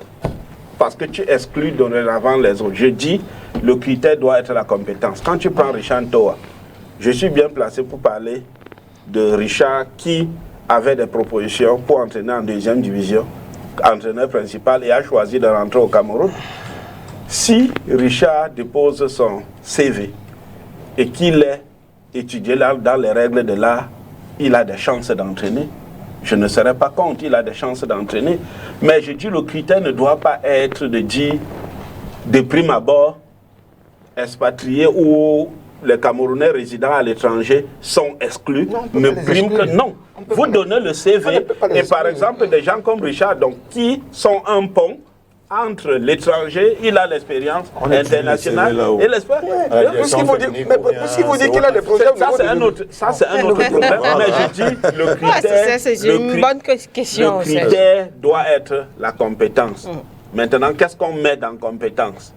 Voilà. Qui doit étudier les dossiers, mais le critère doit être la compétence. Si vous êtes... D'accord. Oui, pour sortir de ce sujet, on va parler des Lions A. Oui. Vous avez joué à Libreville. Vous savez que vous avez perdu à Franville. Vous avez perdu à Franville 1-0. Vous savez que le match de tout au Cameroun. Oui. vous avez le temps d'avoir visionné les compartiments fortes de l'équipe gabonaise et faibles. Vous revenez, vous avez quelques semaines, vous travaillez sur le côté faible et le côté fort. Moi, je crois que ces entraîneurs n'ont pas, par exemple, des gars qui visionnent les rencontres, les gars qui discutent avec l'entraîneur et qui donnent leur point de vue. Si on veut professionnaliser tout ça, il faut mettre autour de ce bonhomme-là ceux qui voient bien le ballon et ceux qui peuvent aider la nation Cameroun à bénéficier aussi en talent et en autres. Parce qu'on ne peut pas revenir au Cameroun, faire une égalisation et puis rester dans les lauriers et aller au tir au but. Loin de moi l'idée d'estimer que ceux qui sont en poste maintenant sont ceux qui méritent. Okay. Il faut bien comprendre ce que je dis. Je dis le critère doit être la méritocratie. Maintenant, en revenant à Guy Féchiné, il n'a pas eu 2 semaines pour préparer la rencontre. Je dis, pour ce qu'on a vu, on a quand même senti une équipe qui jouait, mais qui a des insuffisances. Mais ils ont eu 3-4 jours pour préparer le match retour, pas 2 semaines. Oui, le Gabon aussi. Hein. Oui, les deux. Voilà. Et ça aurait pu aller dans un sens comme de l'autre. Ce n'est pas comme si un a mieux préparé que l'autre. Et le Gabon rate le premier tir au but. Ça aurait pu... Quand c'est au pénalty, ça peut arriver, je dis... Quand vous ne vous qualifiez pas, ça veut dire quelque chose vous a manqué. Tout à fait. Cette équipe n'est pas parfaite. La conclusion c'est que le Cameroun n'a pas eu de réussite, pas la malchance. C'est ça, non? Bon. Non, pas la malchance. Non. Le Cameroun n'a pas de réussite. C'était un jour sans. Mais une bonne équipe devrait pouvoir en 90 minutes faire l'affaire. Voilà. Donc quelque chose a manqué. Il ne faut pas dire. Je dis, quand on a vu la copie des Lions et que 5 minutes après, on replonge dans les appuis, ce qui saute aux yeux, c'est qu'on a quand même une équipe qui aligne 6 passes. D'accord.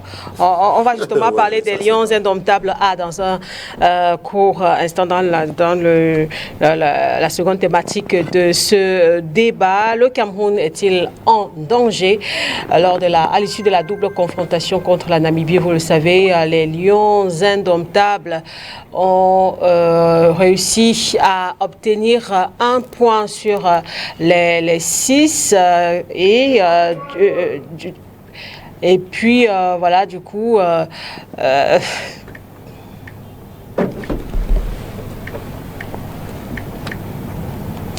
voilà, on va peut-être, avant de revenir sur l'analyse de nos différents l'analyse avec nos différents invités, vous proposer ce reportage sur le match retour entre la Namibie et le Cameroun d'hier.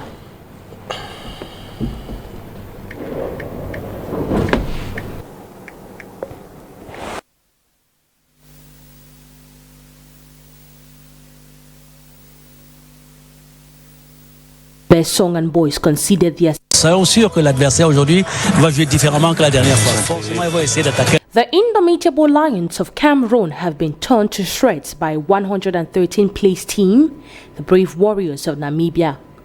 Rigobert Song and Boys conceded their second and third goal of the year, with Vincent Abubakar's 90th minute strike proving insufficient for the team.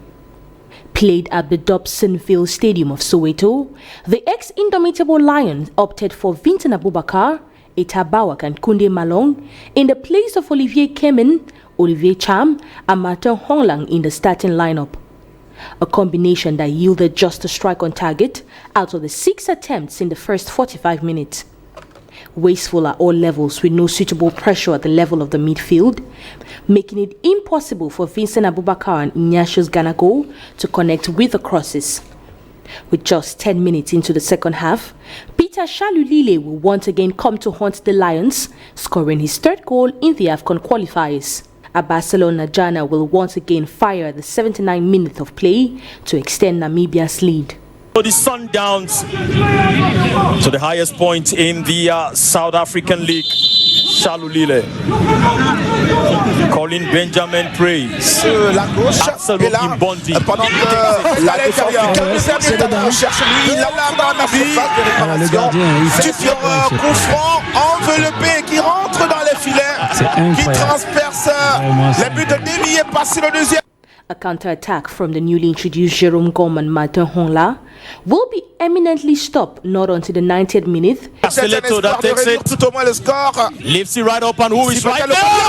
C'est le but du Cameroun. First goal for Cameroon. Je vous ai dit. Le but de la réduction du score, une signature du capitaine des Lions indomptables. Et l'égalisation va venir. Il fallait ce but-là d'abord. Ah, c'est fort probable. On peut le revoir ici, Jean-Charles Castelletto, la profondeur. Pendant qu'Emmanuel Mawop se jette, il est court, malgré sa grande taille. Et derrière, il y a son capitaine qui arrive à grande vitesse. Where Captain Vincent Abubakar will slot in one for Cameroon. Namibia has now qualified for the Africa Cup of Nations with 5 points and leads Group C. Cameroon, on her part, hopes for a better performance against Burundi. With just 3 teams in this group, there is a chance of Cameroon qualifying as second place. Soyons sûrs que l'adversaire aujourd'hui va jouer différemment que la dernière fois. Forcément, il va essayer d'attaquer. The Indomitable. On va enchaîner avec ces réactions des supporters des Lions indomptables recueillis juste après le match à Namibie-Cameroun. Nous vous proposons de les écouter et puis on se retrouve derrière pour le débat.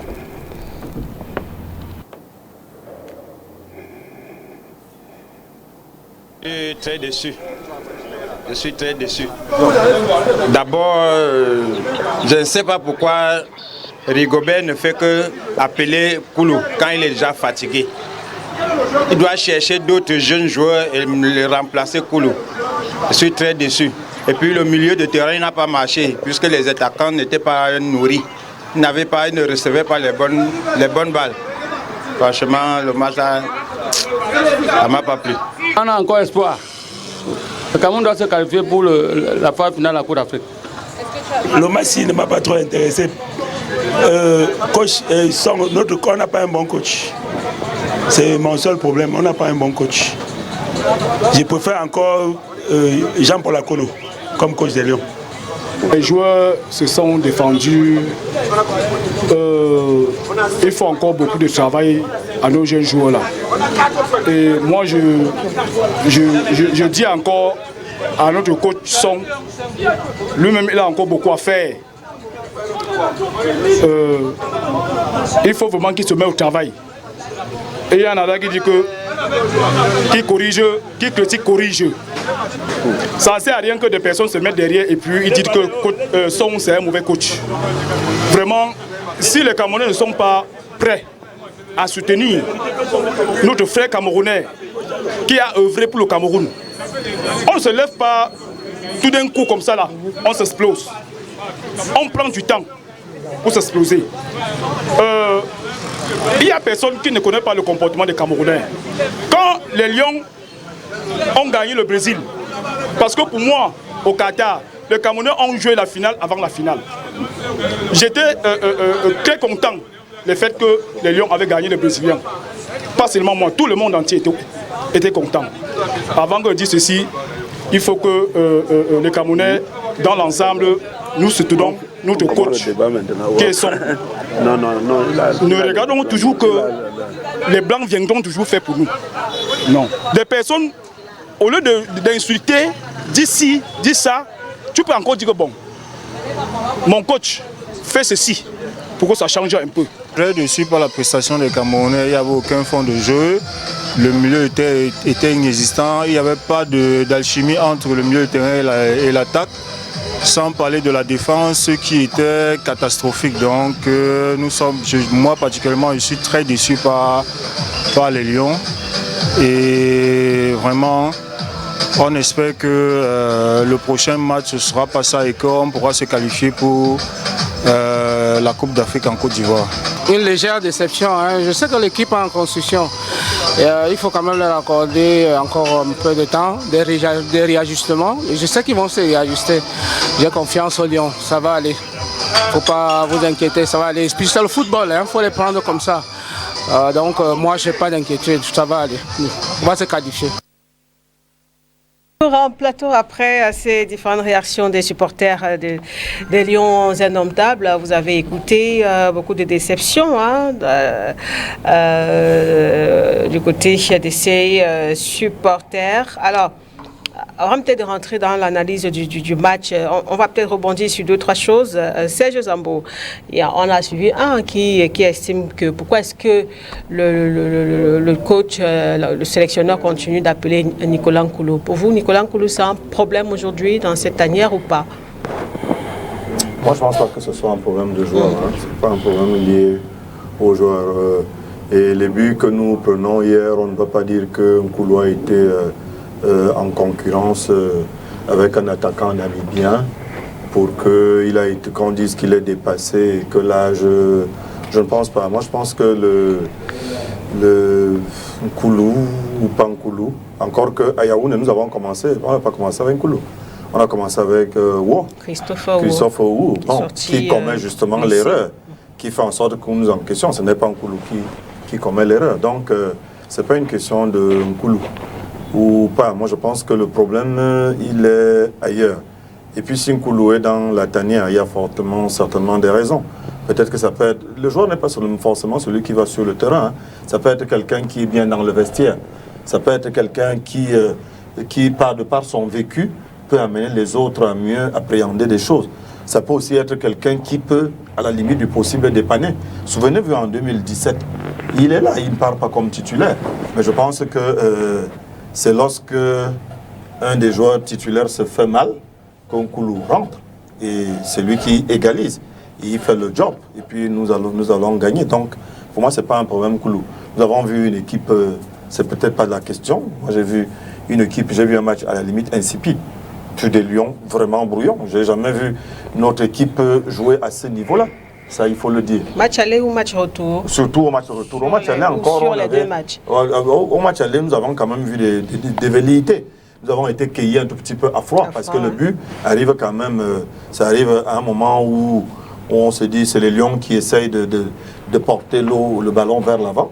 Et nous sommes cueillis à froid. Et puis, on se démerde comme on peut, quand même égalise. Il faut également souligner que hier, tel que j'ai vu, la pelouse ne nous a pas beaucoup aidé. Il y a aussi eu, si vous avez bel et bien regardé, il y a le vent.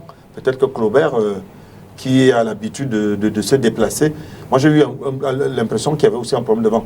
Et nous avons beaucoup joué en balle longue. Pourquoi sauter les lignes alors qu'on aurait pu mieux organiser? On a vu une défense brouillonne, un milieu, une attaque qui n'existait pas, donc je ne sais pas.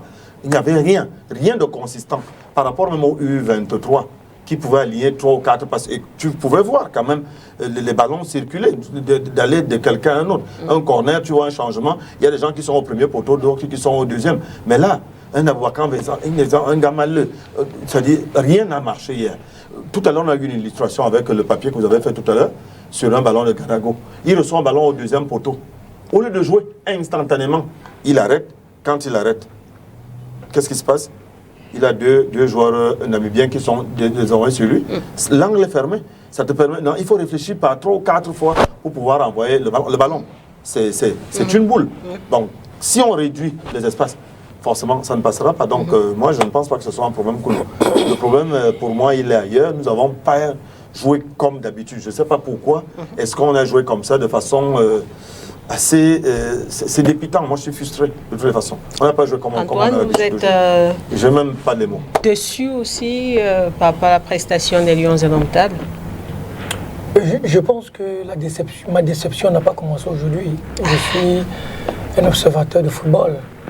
Nous avons vu lorsque Son a été porté au devant de cette équipe. C'était après le départ de limogeage, il faut le dire, d'Antonio Conceição. On ne sait pas pourquoi. On ne sait pas pourquoi. Alors, il avait un match préféré, 2 finales à jouer. On a joué contre l'Algérie à Douala, nous avons perdu par 1-0. Et au retour, nous avons eu de la réussite. On a passé. Blida, c'était bien. Nous sommes allés en Coupe du Monde. Je pense, je peux me tromper, le Cameroun reste suspendu dans une autre planète. Et je me dis toujours que la victoire des Lions indomptables en 1990, c'est ça qui nous apporte beaucoup de problèmes aujourd'hui. Et cette victoire contre ça empêche le Cameroun de, on ne progresse pas. De jouer, oui, on ne progresse remporter par exemple son match contre la Namibie. Je dis on ne progresse pas. Nous ne progressons pas. Je vais vous expliquer pourquoi. Nous avons gagné en 90. Lorsque aujourd'hui, quand vous êtes même au quartier, vous faites les commentaires, on va vous dire qu'on a fait gagner l'Argentine, on s'arrête là. Si on vous dit que nous allons jouer contre la Namibie c'est qui? C'est une petite nation, nous allons gagner. Nous, on a gagné l'Argentine avec Diego Maradona. Et tout récemment encore, on a battu le Brésil. Le Brésil. On ne progresse pas. Vous ne pouvez pas faire 8 participations en Coupe du Monde. Vous traversez une seule fois le second tour. Donc vous ne pouvez pas progresser. Et vous dites que vous avez progressé. Sur le plan mondial, vous ne progressez pas. Vous comprenez? Et ça fait à ce que les lions ne font plus peur. Les lions ne font plus peur. Surtout les lions de la Coupe du Monde jusqu'à aujourd'hui. Lorsque la Namibie est venue jouer à Yaoundé, la Namibie avait un plan de jeu. Ils savaient que nous sommes venus pour limiter la casse. On va empêcher à cette équipe d'évoluer. Et sur le banc de touche, on n'a pas pu contourner, voir ce qu'il fallait. On a dit non, c'est rien. Au retour, nous allons les prendre. Au retour, j'ai vu une équipe de Namibie qui a ouvert le jeu, qui avait de la liberté, qui avait le zèle. Sortait le ballon sur les lignes, au pied, et ne dégageait pas. Ce n'était pas, comment on dit, le boum boum. Et vous avez vu les buts. Donc il n'y avait pas une crainte. On n'a pas vu, on n'a pas pensé que c'était contre le Cameroun. Et autre chose, où j'étais vraiment frustré, c'est que l'arrivée d'Aboka Vincent. Je me suis dit que bon, Aboka Vincent n'était pas là au match aller. Donc au retour, peut-être la frustration, la peur va changer de camp. Ils diront que bon, même étant à domicile, même quand c'était pas en Namibie, on nous a reçus en Afrique du Sud. Donc Aboubakar étant là, avec ce qu'il a fait en Coupe du Monde, les gars diront que bon, nous sommes en danger. Mais que non! Ils nous ont accueillis une fois, une seconde fois. Et le banc de touche est resté inerte. Donc je dis nous ne progressons pas. Nous ne progressons pas parce que nous avons des joueurs que nous ne connaissons pas. De 8 à 0, les remplacements, nous avons les joueurs que le coach ne connaît pas. Et ces joueurs même ne sont pas en harmonie et en confiance entre eux. Donc, automatiquement, quand il n'y a pas cette osmose, cette complicité, convivialité, vous voyez ce que ça peut donner. Voilà le résultat. Donc, c'est comme ça que je résume. Donc, nous avons du pain sur la planche. C'est notre équipe nationale. Et lorsque elle perd contre ces petits poussets, je les appelle petits poussets. Ils le sont. Alors, je les appelle petits poussets. Ils le sont. Voilà. 113 une équipe dont on n'a pas pu homologuer un stade. C'est 70 places, je crois. Un stade à domicile. Donc ça veut dire que peut-être même qu'ils ont un stade comme le stade malien, je suppose. Mais nous avons les professionnels de haut niveau. On n'arrive pas à aligner 3 passes pour gagner cette équipe. Il faut qu'on se pose donc la question aujourd'hui, à quoi sert le coach et à quoi servent ces joueurs. Donc nous sommes des contribuables et on les fait finir et on ne voit pas le résultat ni la plus-value. C'est comme ça. Parce que vous verrez qu'au cours de ce match, on a eu 2 à 3 tirs cadrés. Avec des joueurs comme la Aboubakar Vincent, Ganago qui est là depuis, je ne connais pas ses états de service. Depuis, je ne sais pas, je peux me tromper, vous êtes là. Il a déjà marqué un but à l'équipe nationale? Je ne pense pas. Il a déjà donné une passe de but? Je ne pense pas. Alors, on lui donne toujours la chance. Alors qu'il y a eu d'autres joueurs qu'on n'a jamais donné la chance, comme les Jean-Pierre Samé, que nous n'avons jamais vu, et qui n'ont jamais mis cette tunique des lieux indomptables.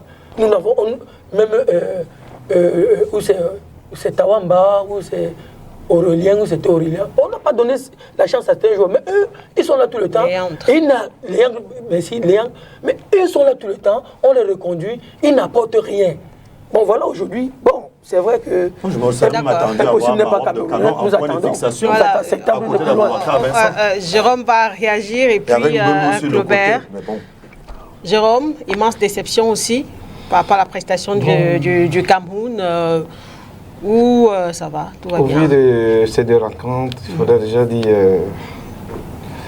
il faudrait dire simplement que c'était aussi une déception. Hein.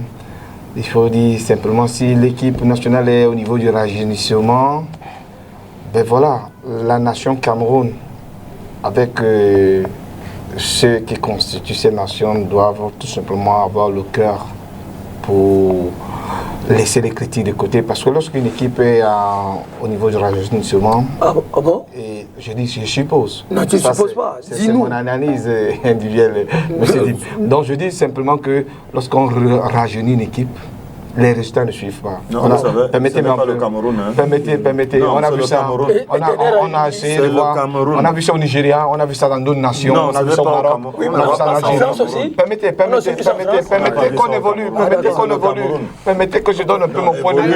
Il peut sembler bien, il peut sembler mal. C'est le Cameroun. Le Cameroun est dans l'état de rajeunissement. Ah bon? D'où on ne doit pas attendre les résultats immédiats. Donc on doit être patient. On doit être patient et on s'est rajeuni avec Aboubakar Vincent. Permettons un peu. Il y a plus le statut au vu de ces deux rencontres, le statut était fait de sensiblement 80% des joueurs qui portaient pour la première fois le maillot de l'équipe nationale. Et bon, on ne peut pas mettre Koulou là-dedans les autres. Quelle équipe? Vous parlez de quelle équipe? Du Cameroun. Oui, de l'équipe d'hier. 80%. Oui, exactement. Et Passy n'a pas passé une sélection. Pardon? Oui, Passy n'a passé une sélection. Oui. Pendant l'absence de... Non, il faut qu'on avance. Avançons un peu. Non, on va pas d'avancer. Je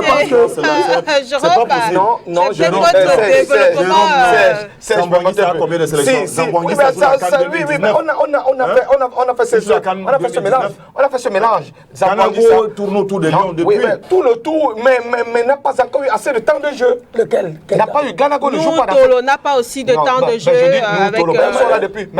Damale, par exemple. Je dis,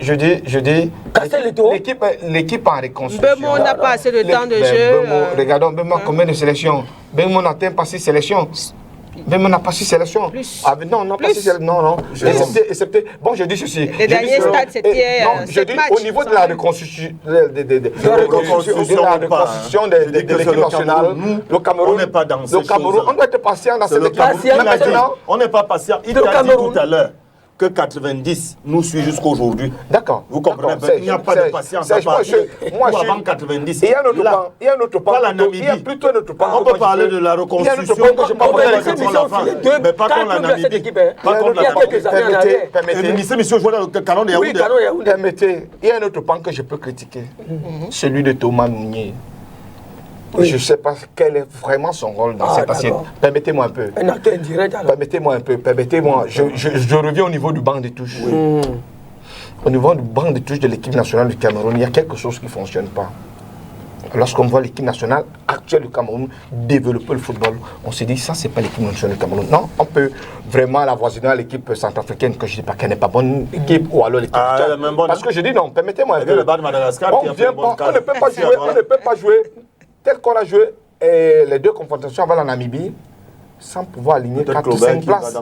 Je dis là, oui, mais peut-être aussi ça. On a vu la titularisation de Wu Christopher, on a vu Cham, on a vu Wu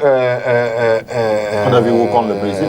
Oui, mais ça a été un très bon match. Voilà. Mais je dis, peut-être qu'ils arrivent dans des matchs pareils où ils se disent que la victoire a déjà été acquise. Et puis, on lève un peu le pied, on ne définit pas, on ne développe pas. Parce que je dis, par exemple, le match d'hier, lorsque moi je regarde le match d'hier, on fait 45 minutes, pas un seul tir cadré. On fait 45 minutes. Oui, peut-être que c'est ça. Mais je dis encore, le discours de ceux qui sont bas de touche, les entraîneurs, on ne peut pas comprendre que... moi, c'est ce que j'évoquais ici la dernière fois. Lorsque j'étais invité, je disais, au lieu d'amener l'attaquant de canon qui est le meilleur buteur, Emmanuel Mahop, qui aussi, pour cette saison, est en train de faire peut-être sur le plan offensif quelque chose de meilleur, on aurait dû aller chercher le gars de Coton Sport qui évolue du côté de l'Afrique du Sud. Je ne sais pas s'il a assez de temps de jeu, qui est en Coupe du Monde, par exemple. Mais je dis... oui, par exemple. Je dis, pour un meilleur suivi, par exemple. Oui, c'est ce que je suis en train de dire là. Parce que je dis, il y a quelques manquements. Je ne sais pas s'il est allé du côté de Kazachip et qui n'a pas assez de temps de jeu. Parce que... Hollande Paris, non non, Kazachip. C'est pas Hollande Paris. Kazachip ou Hollande Paris. Bon, quelque chose pareil. Mais je dis, vraiment, on nous serait libéré les gars. Aller jouer du côté, aller jouer à l'international et ne pas pouvoir les suivre. Parce qu'il se pourrait que, avec la blessure de Maxime, de l'absence de Katoko Ekambi et des autres, mais ça met là. Et les autres, mais pourquoi on n'a pas pu ramener ces gars bon, on a aussi, il faut dire, dans le staff, que dans le staff de l'équipe nationale, on a pris le match à la légère, le match de la Namibie, qu'on a pris ce match à la légère. Et puis, voilà le résultat là. Espérons tout simplement que la dernière rencontre contre le Burundi, le Cameroun pourra cravacher les 3 points. Mais avant d'y arriver, là-dedans, on va permettre à Claubert de Maxime, hein. Je voudrais dire quelque chose. Rapidement, parce que Claubert doit intervenir. Moi, je suis surpris. Merci. Moi, je suis surpris qu'on me dise que Maxime était blessé. D'accord. Mais au premier entraînement de Tourelle hier, moi, je l'ai vu s'entraîner. Il est guéri. Ah, il est guéri. Impossible n'est pas Camerounais. D'accord, merci. Claubert. Allez-y. Je vais prier mes copernilistes que j'aime bien de me laisser enregistrer. C'est un échange, hein? Non, je sais. C'est pas non, ils comprennent de quoi. C'est vraiment interactif. Vous savez, l'instant est grave et nous sommes écoutés. C'est pour ça qu'il faut dire des choses responsables et constructives. Puisque l'instant est grave, il est mieux de commencer par quelque chose d'assez joyeux. La première, c'est que 29 mars 2022, 29 mars 2023, nous fêtons aujourd'hui le 1 an de Blida. C'est peut-être l'occasion de rendre hommage à cette équipe qui était allée nous arracher la qualification. Pour la Coupe du Monde. La seconde chose joyeuse, c'est que tout n'est pas perdu. Nous avons encore la possibilité de se qualifier. Encore que moi j'étais dans le doute, je pensais que c'était une équipe en septembre, à condition que nous fassions mieux que ce que nous avons fait durant ces 2 rencontres-là. Donc, je commence par des motifs de satisfaction. Maintenant, revenons sur l'analyse de ces 2 rencontres du Cameroun. La première chose, c'est: est-ce que l'équipe du Cameroun est vraiment nulle? Non. Parce que si l'équipe du Cameroun était nulle, elle n'aurait pas fait bonne impression contre la Suisse, dominer une première mi-temps contre la Suisse. On ne sait pas ce qui s'est passé à la mi-temps de cette rencontre pour qu'elle revienne complètement transfigurée négativement en seconde mi-temps, qu'elle tienne tête à la Serbie, qu'elle fasse une remontada à la Serbie et qu'elle gagne contre le Brésil, même si le Brésil était qualifié et même si c'était une équipe B du Brésil, mais le Cameroun a quand même gagné. Ça veut dire quand cette équipe veut, quand cette équipe joue, elle peut faire quelque chose. La Coupe du Monde était finie sur un motif d'espoir avec Ebos et Christophe Ewo qui avaient fait très bonne impression contre le Brésil, donc on attendait une continuité. Et la convocation de la liste pour le match aller contre la Namibie était plutôt allée dans ce sens-là.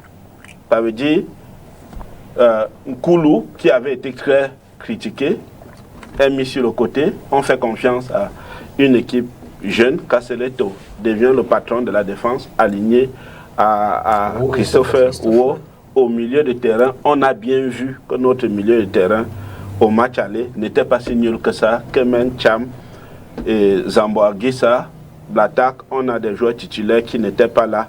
Et on a quand même essayé d'innover sur le plan de l'attaque. Ganago, beaucoup avaient regretté qu'il n'aille pas en Coupe du Monde. Avec ce qu'il montre depuis le début de la saison en France, je crois qu'il était légitime, au moins qu'il prétende à une place.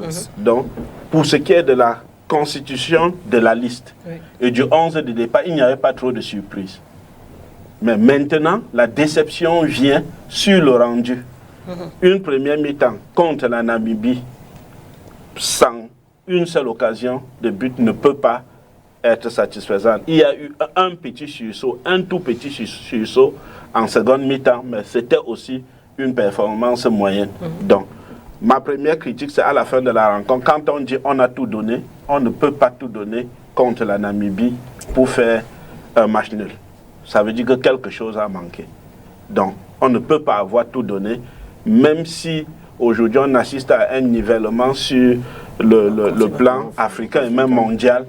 une bonne équipe du Cameroun devrait quand même pouvoir gagner contre la Namibie. Maintenant, le match retour, et qui est donc le match qui pose le plus de problèmes. Vous êtes allé sur des choses qui ont marché au match aller. Je veux dire, on sort sur une bonne seconde mi-temps. Donc la note est plutôt, entre guillemets, un peu positive. Parce qu'on domine la deuxième mi-temps. Donc vous devez aller avec les acquis et essayer de rectifier ce qui n'a pas marché lors du match aller. Et déjà, à l'annonce du classement, même comme on dit, le classement ne veut rien dire. C'est le rendu sur le terrain qui est important, mais déjà à l'annonce du classement, on se rend compte qu'il y a une grosse issue. Parce que ceux qui se disent surpris par le fait qu'on jouait de longs ballons, comment aurait-on pu jouer autrement quand au milieu, on a Koundé Malon et Zambo Anguissa. Ça veut dire Zambo était complètement dépouillé de ceux qui auraient pu l'aider à construire le jeu. Donc il y a une complète scission. Donc ça me pose déjà un problème sur le classement que l'on nous donne. Ça donne déjà une indication que le Cameroun ne va pas jouer. Et pour moi, c'est déjà une première erreur. Et maintenant, le rendu qu'on a sur toute la rencontre, c'est une équipe complètement méconnaissable du Cameroun. On peut critiquer les individualités, mais je crois que le joueur ne rend que la copie qu'on lui demande. Si vous êtes dans un système qui ne vous permet pas de vous exprimer et qu'un Mbeumo se retrouve en train de rentrer au milieu et parfois même milieu décalé sur le côté droit pour chercher les ballons, c'est parce qu'il n'en reçoit pas.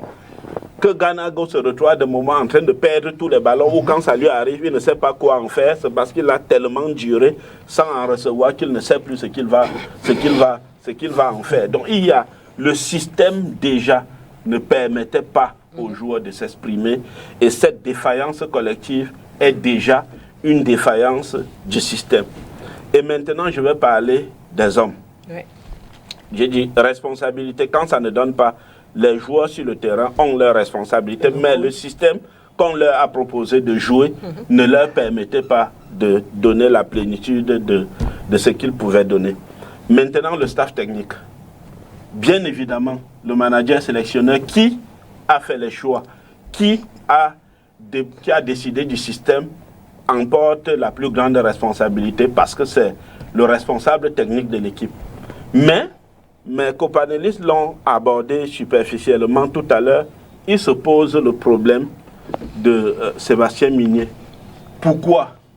Lorsqu'il y a la nomination du staff technique de Lyon, Sébastien Migné lui-même sur RFI dit ce n'est pas une relation de patron subordonné, mais les rôles sont repartis. Rigaud, c'est le vécu, c'est celui qui supervise un peu, c'est celui dont l'image retentit sur l'équipe nationale, mais l'entraîneur, c'est moi. C'est lui qui fait le travail de l'entraîneur, c'est moi.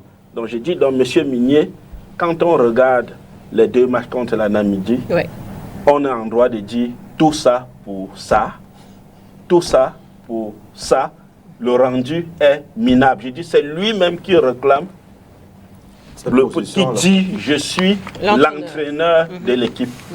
Et puis, une autre responsabilité, si vous avez regardé la seconde rencontre comparativement à la première, physiquement, le Cameroun était complètement fini. Nous avons perdu presque tous les duels, à la différence des Namibiens qui en voulaient, qui étaient prêts. Monsieur le préparateur physique, qu'est-ce qui s'est passé entre la première et la seconde rencontre? Comment n'avons-nous pas pu gérer? Parce que c'est de cela, quand vous avez un match aller et un match retour, vous mettez sur pied un programme qui permet à l'équipe de bien se régénérer et d'être prête. Mais on se rend bien compte, à la différence du match aller, que nos joueurs au match retour, physiquement, étaient complètement finis. Et je crois qu'aujourd'hui, il faut analyser vraiment avec du recul, sans vouloir chercher les boucs émissaires. Je crois que les points de vue tranchés, les points de vue extrémistes qui sont là n'arrangent rien. Ça veut dire dire Rigo doit partir, oui. Il est l'entraîneur. Il y a quelques semaines. Parce que sur les réseaux sociaux, il a été beaucoup critiqué. Il était célébré il y a quelques semaines. Il n'est pas en quelques semaines devenu le plus mauvais entraîneur du monde. Il a encore une chance en septembre. Attendons voir ce qu'il fera en septembre. Mais il a sa responsabilité. Ceux aussi qui estiment qu'on n'a pas le droit de critiquer Rigo, non, il est le manager sélectionneur et quand l'équipe nationale ne donne pas un résultat satisfaisant, les Camerounais sont en droit de réclamer des comptes. Mais on ne doit pas se mettre dans donc des il a une part de responsabilité aussi. Il a même la plus grande responsabilité en tant que manager sélectionneur. Mais j'ai dit, Migné a sa responsabilité. Lui qui dit qu'il est l'entraîneur, le préparateur physique a sa responsabilité. Et bien évidemment, le président de la fédération qui arbitre tout cela a en dernier ressort toujours sa responsabilité parce que quand ça marche bien, il en tire le profit politique. C'est un peu la même lecture, Serge Zambo. Donc je crois que Colbert a bel et bien étalé son ressenti et qui est fort logique. Ça représente exactement ce que nous avons vécu. Lui, il est allé pas à pas. Moi, j'ai été un peu pris à chaud. Or maintenant, pourquoi est-ce que, la question également que je me pose, c'est pourquoi est-ce que Migné, par exemple, n'est jamais venu en conférence de presse nous dire exactement le choix, ses choix. En Coupe du Monde, il est venu.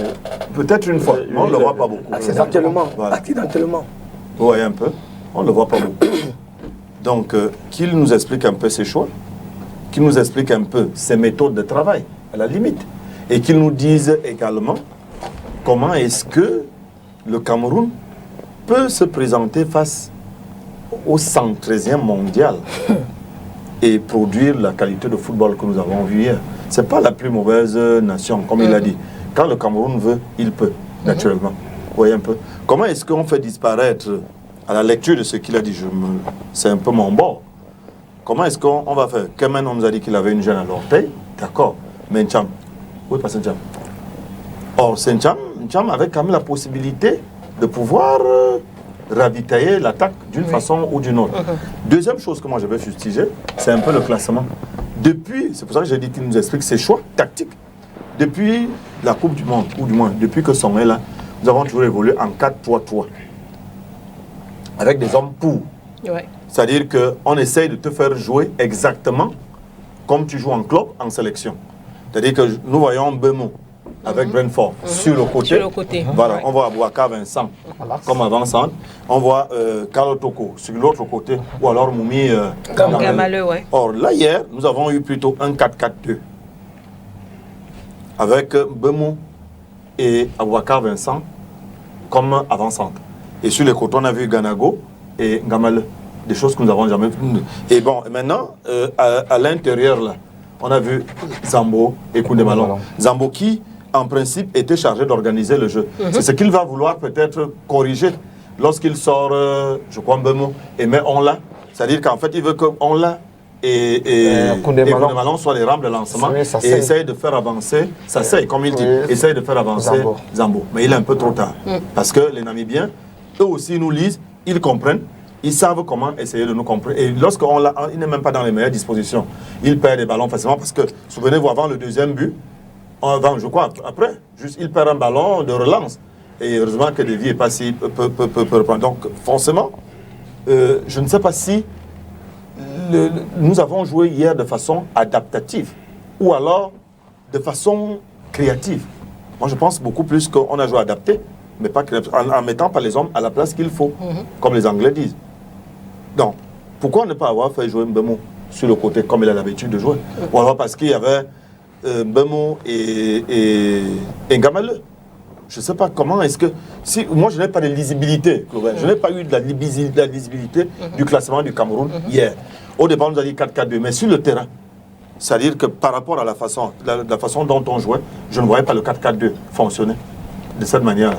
À mes petites connaissances, le 4-4-2, bon, je l'ai peut-être vu fonctionner lorsque Maop est entré. il a un peu servi de point de soutien. Souvenez-vous, il y a eu un ballon qui est venu la remettre de la poitrine, je crois, à Aboubakar, qui a tiré. Oui. Voilà. Ça, vous voyez un peu, c'est-à-dire il a joué un peu en fixation avec un Aboubakar qui pouvait donc en ce moment tourner autour. Mais en première mi-temps ou avant l'entrée de Mao, qui fixait et qui tournait autour. Nous n'avons pas vu ça. Nous avons vu plutôt des joueurs libyens qui étaient libres à l'axe de tout mouvement. Et ils étaient beaucoup plus véloces. Comme ils gagnaient tous les duels.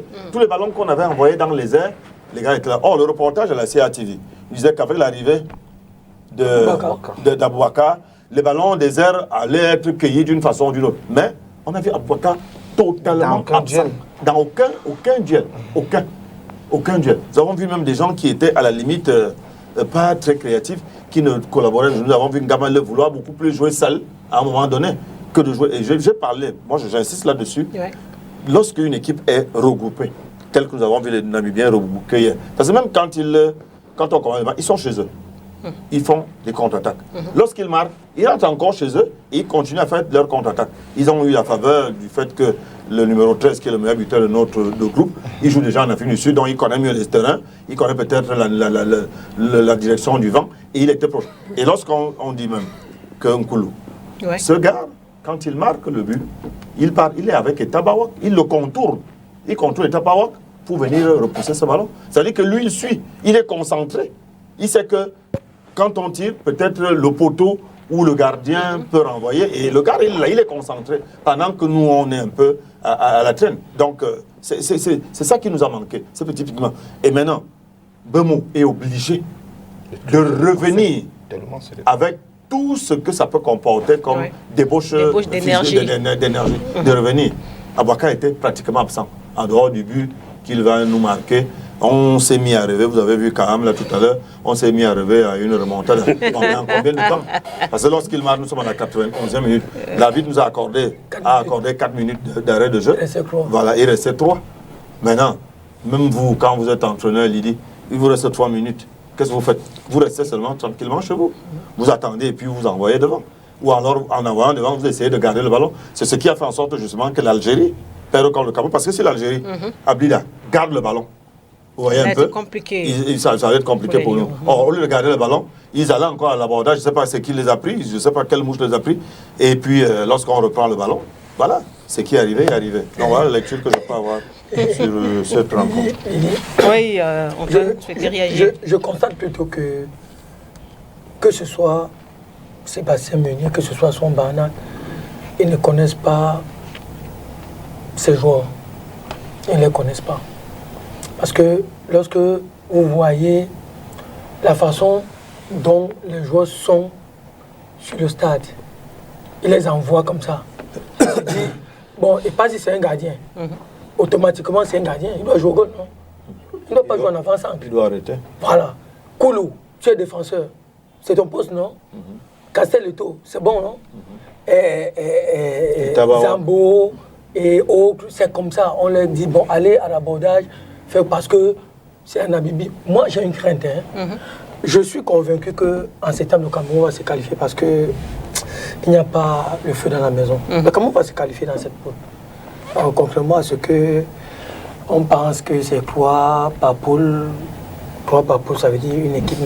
Non, on pensait que c'était une seule équipe parce que la poule du Cameroun, c'est comme celle du Maroc. Voilà. Moi-même, j'étais de ceux qui pensaient ça, le Cameroun j'ai dû rectifier. Va se qualifier parce que les 4, 5, 4, et ils ont encore le même adversaire qui est le Burundi.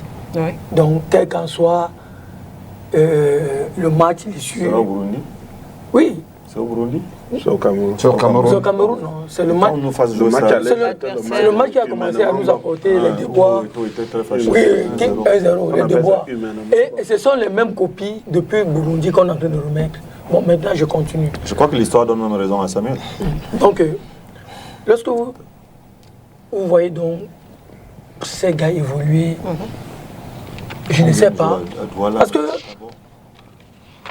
lorsque le coach dit en conférence de presse qu'ils n'ont pas pris le match sérieux, bon, je ne sais pas pourquoi ils n'ont pas pris le match sérieux. Après l'accuse, le stade, la direction devant. Non, moi je crois que Il est encore... Il a parlé du vent aussi. Ah oui, il a parlé de... Non, moi je parle du vent parce que moi j'ai vu le vent. Non, je dis, il a parlé de l'état de la pelouse. Oui, l'état de la pelouse n'a pas permis effectivement. Ça pas que ça n'a pas permis. Le Cameroun était en destin de cette rencontre, c'est tout. Non, moi je pense que du moment où on ne connaît pas... La pelouse n'a rien à voir, l'état de la pelouse n'a rien à voir. On a la même chose à Abidjan alors que les Namibiens et le Cameroun évoluaient sur la même pelouse. On ne peut pas dire que ça avait l'handicap pour l'équipe nationale du Cameroun. Uniquement. Non, on ne peut pas dire. Et le vent. Non, mais bien sûr, on ne peut pas donner ce. Mais je dis que c'est juste la contre-performance. Anguissa a développé le foot. Oui, mais là c'est Naples. Il ne faudra pas toujours. Non, il ne faudra pas ramener les ambiances de Naples. Le ballon ne se jouait pas. Serge Aurier joue. Il ne faut pas ramener Zambanguissa de Naples et Zambanguissa de l'équipe nationale. Est-ce que Serge Aurier a joué contre la Namibie sur ce stade en Afrique du Sud? Mais je dis... Non, nous parlons... C'est parce que vous avez évoqué le match Côte d'Ivoire-Cameroun. Non, c'est lui qui a évoqué. C'est Jérôme qui parlait. On a toujours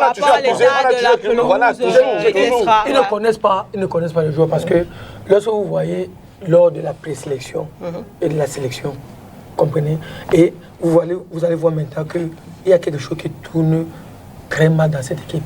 Vous savez que nous avons eu le petit, c'est Benjamin Elliott. Oui, Elliott.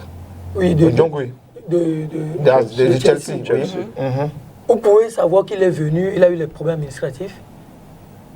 Donc, personne dans le staff du Cameroun n'a pu résoudre. On n'explique pas. Vous voyez ça? On est où là? Donc, moi, je pense que ma crainte, c'est après la qualification. Parce que après ces qualifications, nous allons tomber avec les cadors, les ténors du football africain.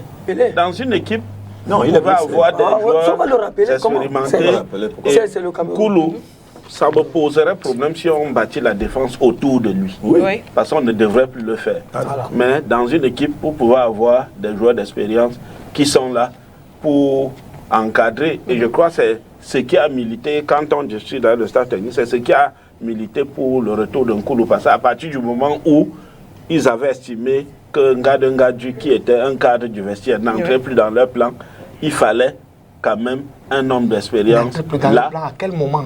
Lui qui a donné la passe décisive du côté de lui là. Le débat est à la fin. On ne va pas rouvrir le débat maintenant sur Ngadju. Avoir des hommes d'expérience dans un vestiaire n'est pas une mauvaise chose. Mais si on venait titulariser un Koulou, lui donner le brassard et sacrifier les plus jeunes, ça poserait problème. Il est rentré en 2024 en Côte d'Ivoire, on va encore amener Roger Mila. Parce qu'un jeune s'est blessé. C'est pour ça que je dis, Lydie, il est très important de ne pas se disperser dans des faux débats.